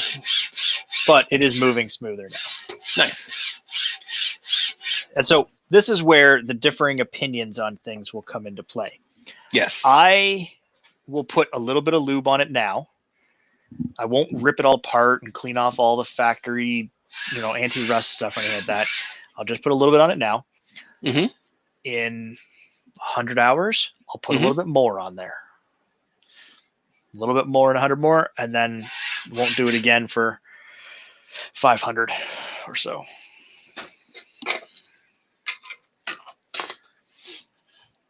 One of the worst things you can do is overcake your printer in. Well, you end up with blobs that are all nasty and they collect dust and causes problems. M3x8. You know what I do enjoy so far about this build? The screws we're using are generally the same. There isn't. It's not a different size for everything. Correct. It's not like every step I need to go get a different size screw. Yeah. That's nice. I can like that. So this and this go together like that.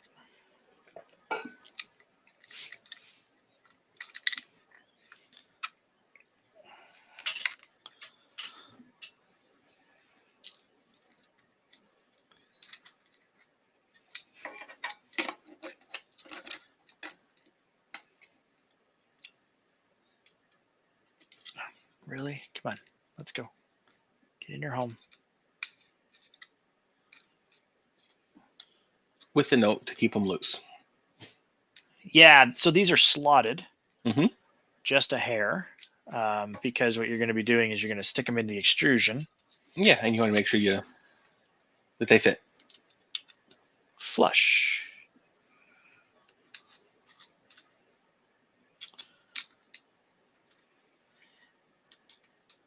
Well, and if the distance wasn't just right, you could put too much pressure on them and break them as you're inserting them, and right. It could be a whole thing. Got them loose.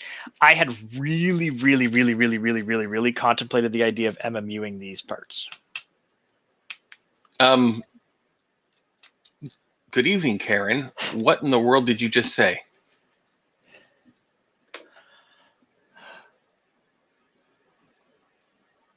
Hi, Karen. I don't know what you're speaking. It's not English. Like, I know what each of the words mean by themselves, but in that sentence,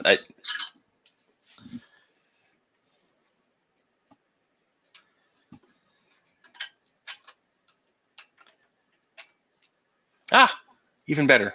Karen doesn't know either. Okay, good.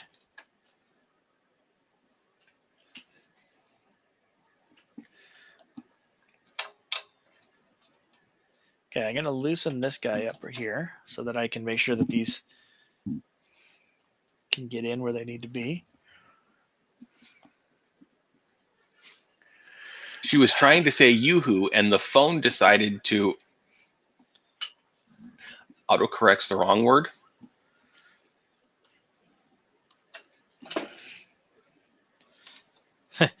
I was typing yoo-hoo, and the phone decided to do whatever it wanted. Kit's correct. It's called autocorrect. Yeah. Okay. I need some M5 screws or nuts here.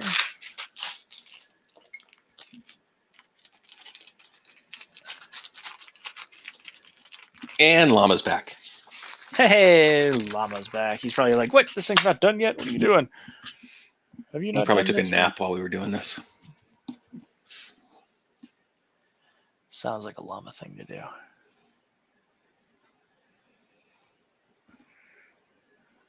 Okay. All right. I see the steps as they're laid out for me here.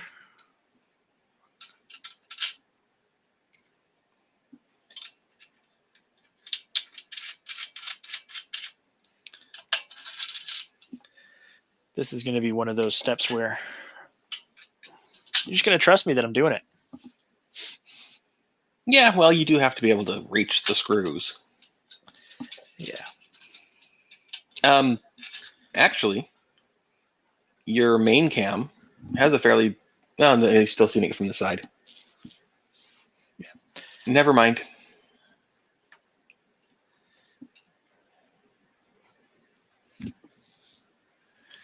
All right.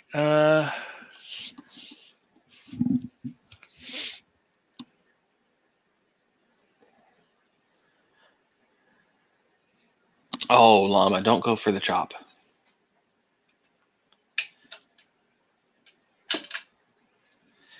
I don't recommend. I don't think anybody recommends.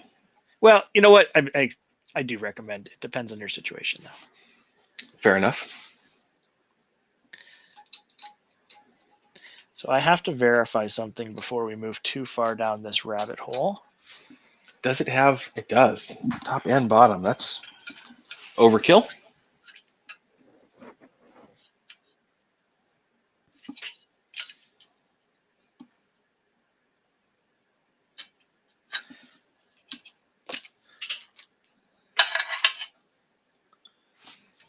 Same?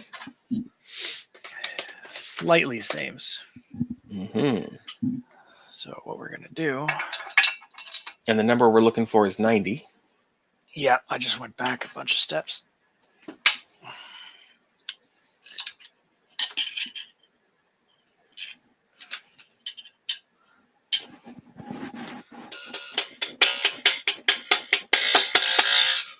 Come on now, you.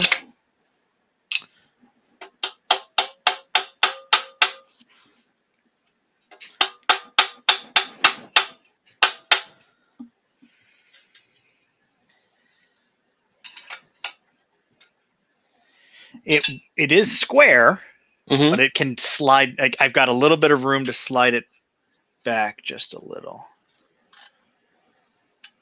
So that's what that's all about. Okay.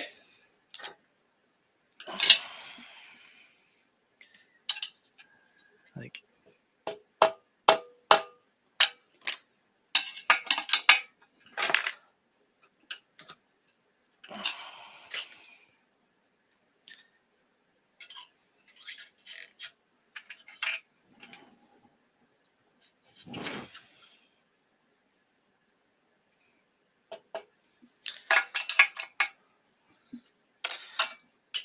and I mean, maybe we should. I just moved that like half a millimeter.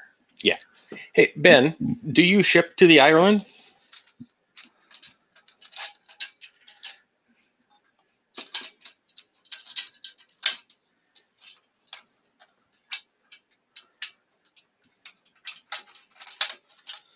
Is Karen into the sauce tonight? No, you've got an ad for fashion accessories, so it's, without context, it's a Oh. bit out of place.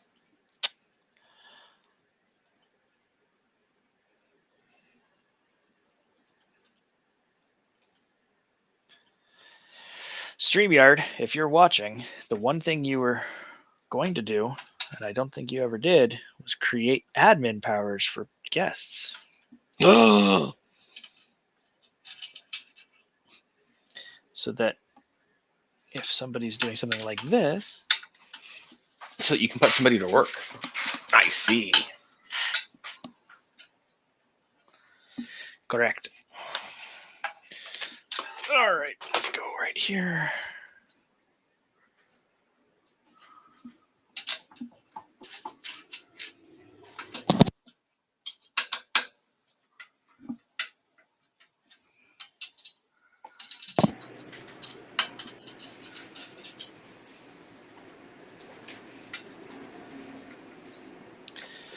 Okay. I think Ben left us. Hmm. StreamYard Teams is coming this summer, supposed to allow multiple levels of co-hosts and producers.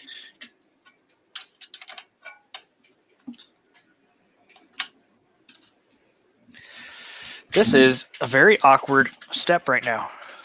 Yeah? Well, you see, I've got to do this.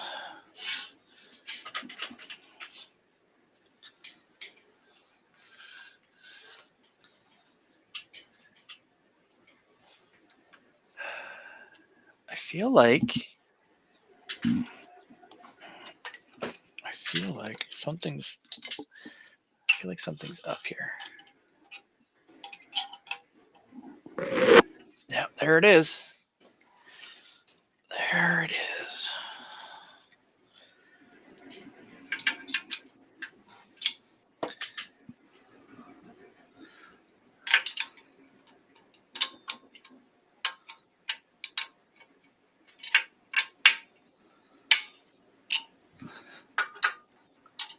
And then you're gonna have to do the same thing on the backside. Yeah, well, I'm looking at the skirts on the front, Mhm. and I'm saying to myself, that don't look right. As far as the alignment goes, it did not seem correct to me. Okay.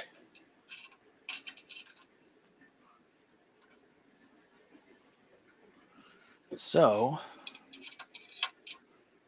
I'm going to fix it.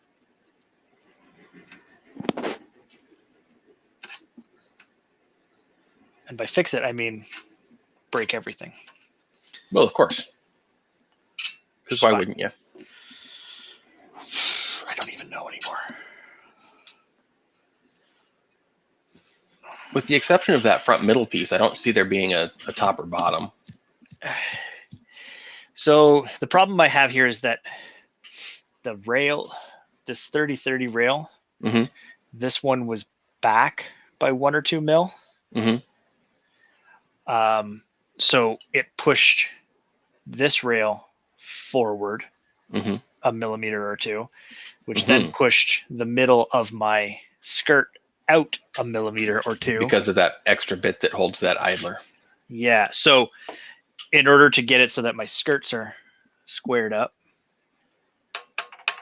Well, we don't want you having a lopsided skirt.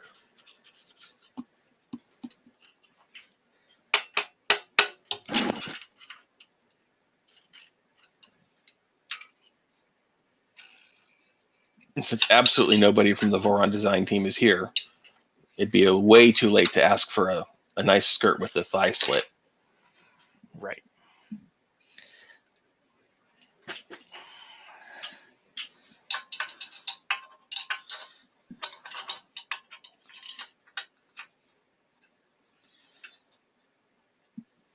Yes, it would appear that I am not, thankfully, not a large enough YouTube presence for them to spam the chat with. So that's good.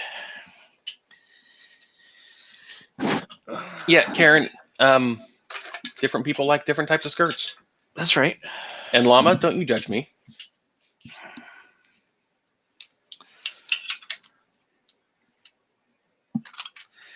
Llama judges.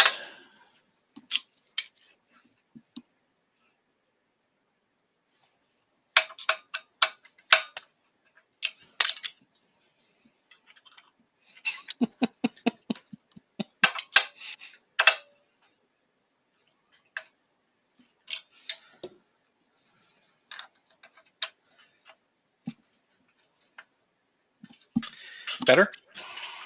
I think so, yeah. How is the idler on the rail? It doesn't touch because of the printed part and this and that. It all kind of works Good. in its own alignment here to help out. So these are the kind of steps that I like to. I'm glad I double checked to make sure now, as opposed to just be like, oh yeah, it's fine.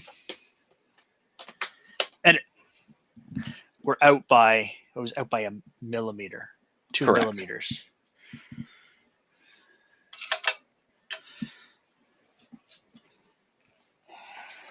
We're not talking like this thing was out miles.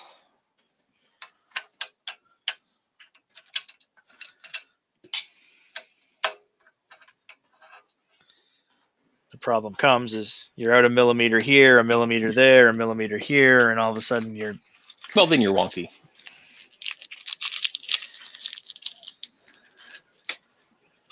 And the only wonky I like is Willy Wonky. Because he has chocolate, and I'm hungry.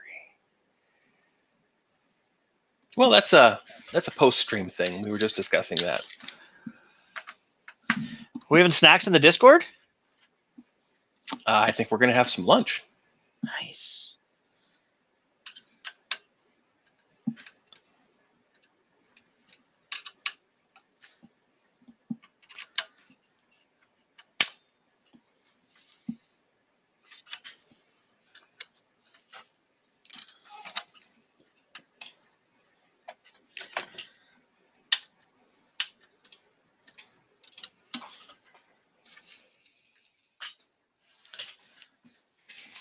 Travis, that one's just no. I'm 3x8. Poor Jordan has missed this entire side chat conversation. I've been neglecting him. Thanks, Bob. The penguin's going to get a hula scoop and coconut bra.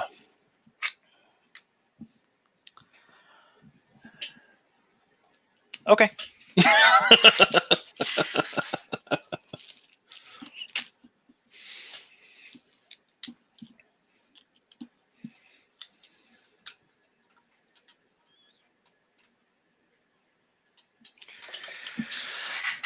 So are they just holding those end caps in with a couple of grub screws, or nope, M3s? Got it. Yeah, a couple of M3s. And I'm just busting out the power tools. Well, yeah, for little bits like this, you might as well.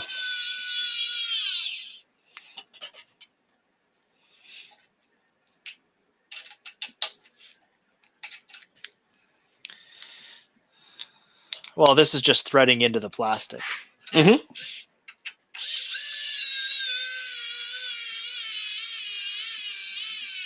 I don't know if you can hear that, but I think my WAV stick needs to be charged. I can hear that, which is actually the reason I'm not a fan of the rechargeables.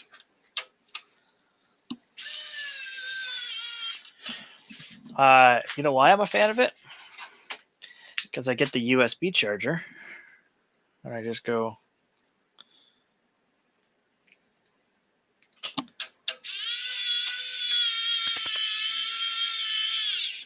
Sure, I just put two new AAAs in the driver, and it's good to go.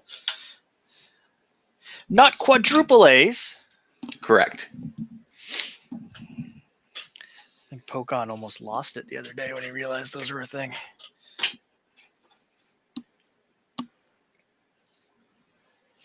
Well, and he was saying too that I guess the version of the image that he was sharing Was animated in some kind.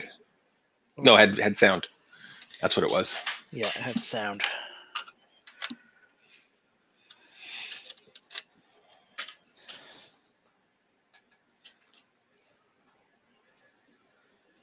What's the verdict?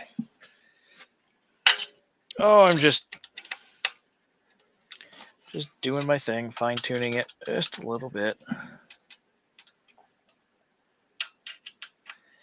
Mike's not wrong. Of course Mike's not wrong. I And didn't even know that was a question. And I think it also comes back to the t-shirt that we're about to have made.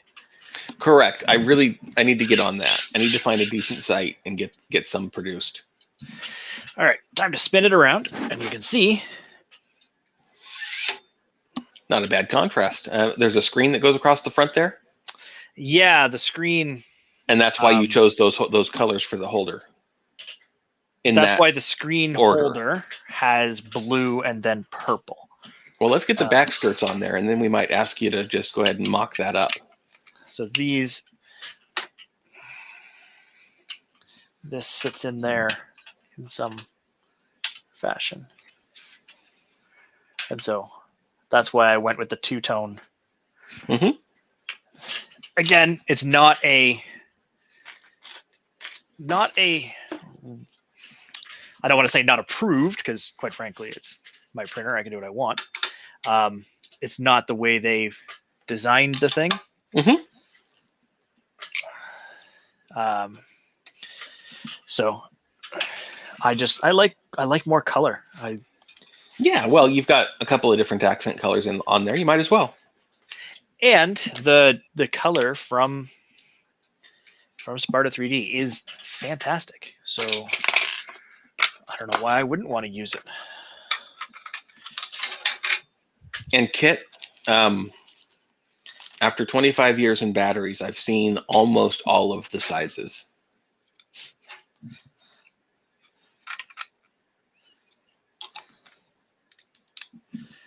When it comes to batteries, Bob knows a thing or two.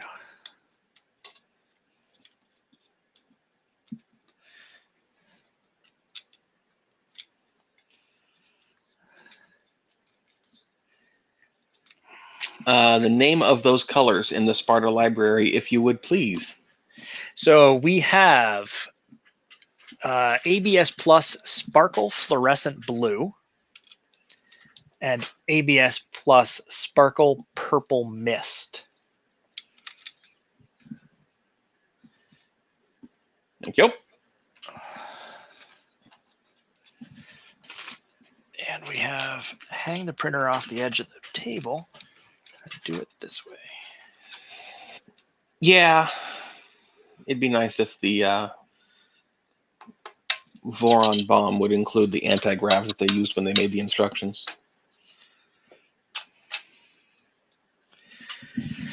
Well, I mean, gravity's hard, you know? Well, the end sure is. Oh, leg is bugging me.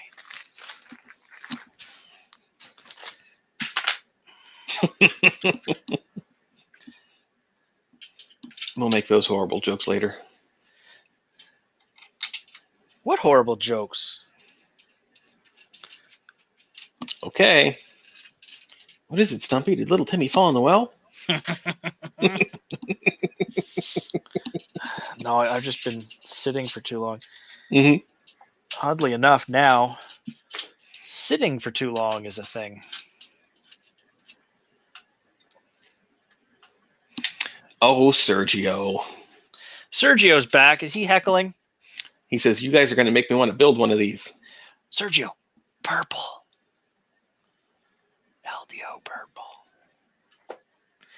Now, although other suppliers in America have these products as well, you should only buy your stuff from Sparta3D in Canada. As an American customer, your money goes farther because of the exchange rate, and you get it shipped to you. And Sparta ships quickly, so that's not a Ships problem. super quickly. And Dave Randolph doesn't ship filament to Canada, so I'm just gonna say, Dave, I'm not gonna say no. Give me. All right, I'm not going to disagree with you yet. Yet, I know. Okay, so then that. Okay.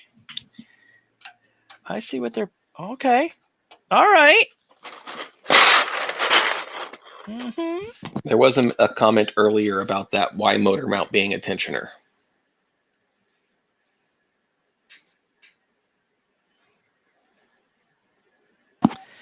A tensioner or an attentioner?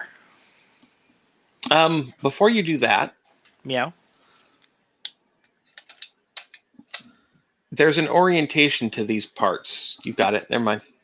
What orientation do these parts? The back skirt has the two small holes on the left and the big hole on the right. Yes. I just wanted to make sure you had it that way before you got too carried away. Yes.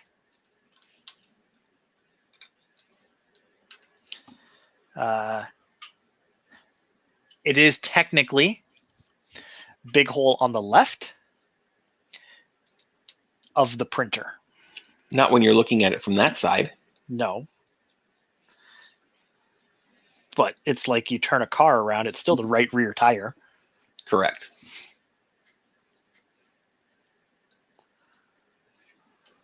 However, when you're looking at the back of the car, it's the tire on the left.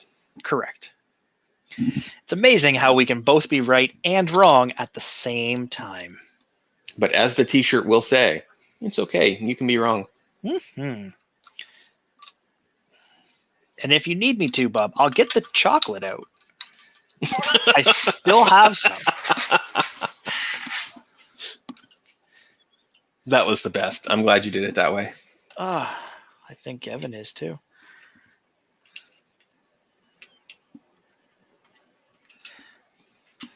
I'm just so glad I got to win a little chocolate.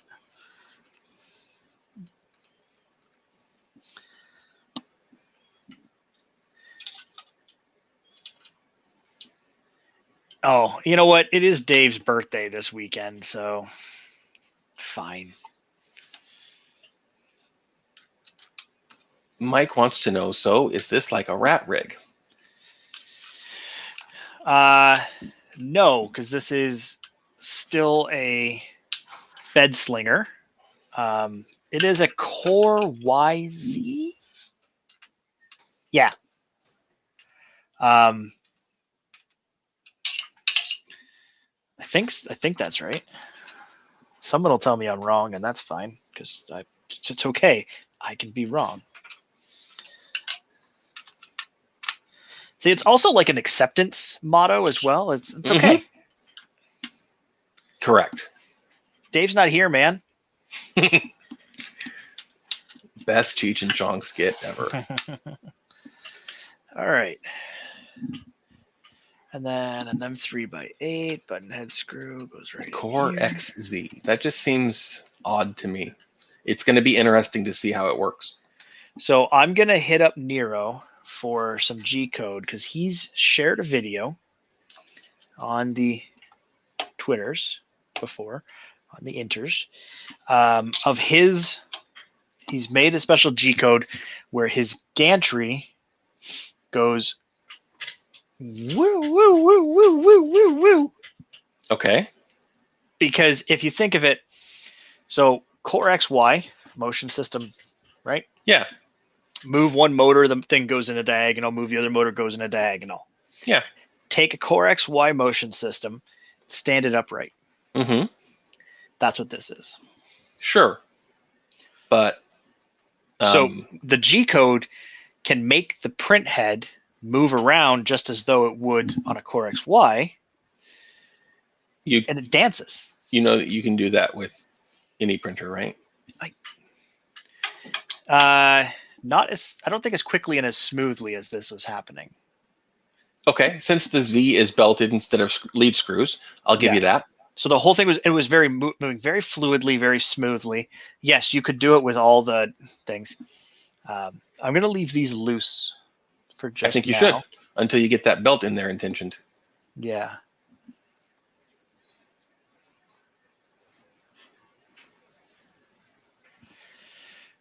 All right. I feel like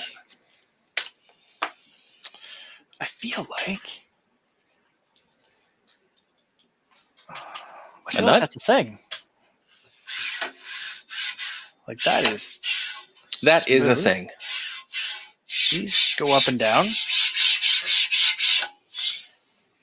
You got your zip tie in there to prevent it from falling off. So got some beautiful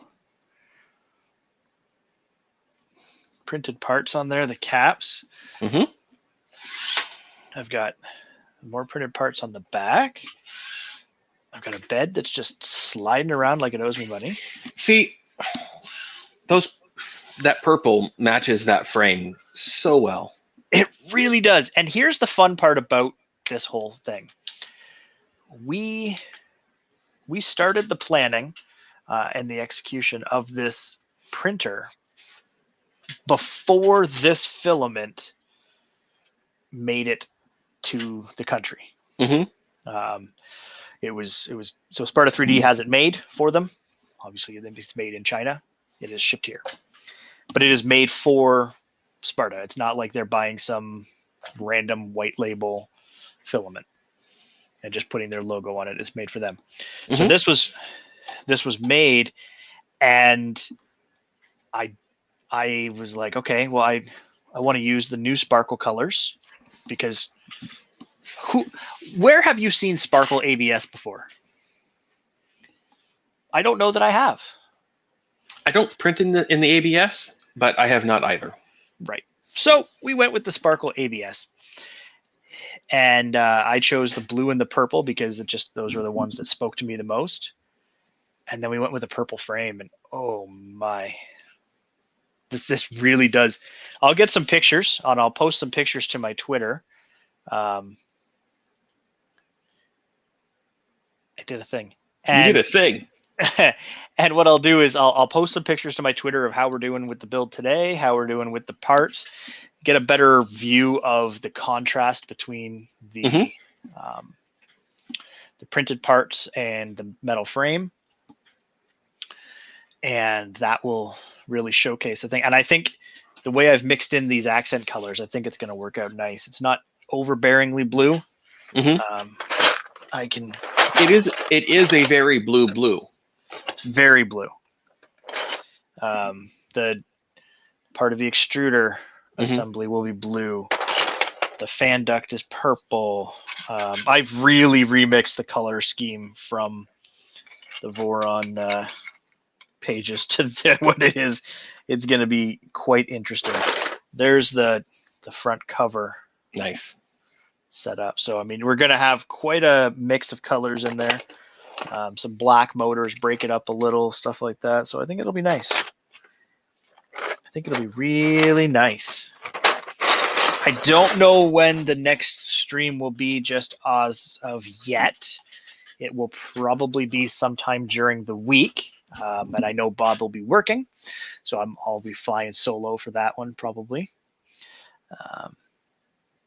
I'd like to be able to try to get this thing printing by the weekend coming, not the one we're in currently. I'm going to go out on a limb and say you might need a couple of, at least one more stream for sure.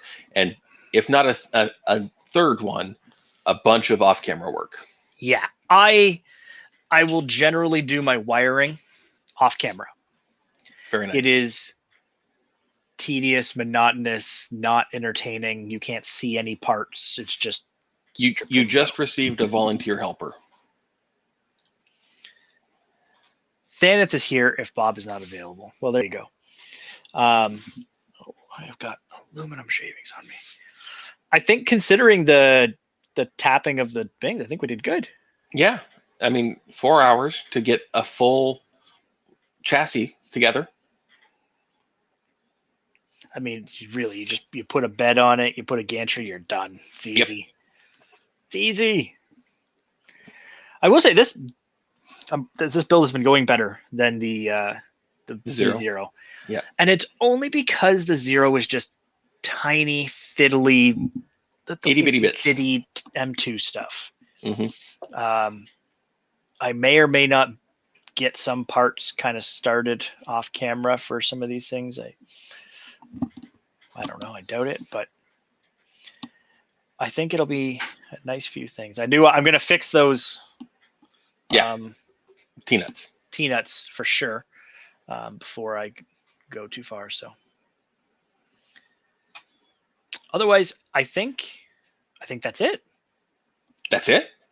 Well, for today, I think that's it. Okay. We need photos to say that's it. I know. I do need to get a video of photos saying that's it. And then that's just the ending of it. All right. Well, everybody, thanks for joining us in the chat. I really do appreciate you coming out and sticking around with me while we went through this little adventure. I'll put a schedule out when I have a notification of when it's going to be, and I'll of course spam all of the locations with where we put that stuff. Again, be sure to follow me on Twitter so that you can keep up with anything that's happening off camera, any pictures, any detail. It's all going to be found over there. And otherwise, have yourselves a safe and happy Father's Day weekend. Bye-bye. Bye-bye.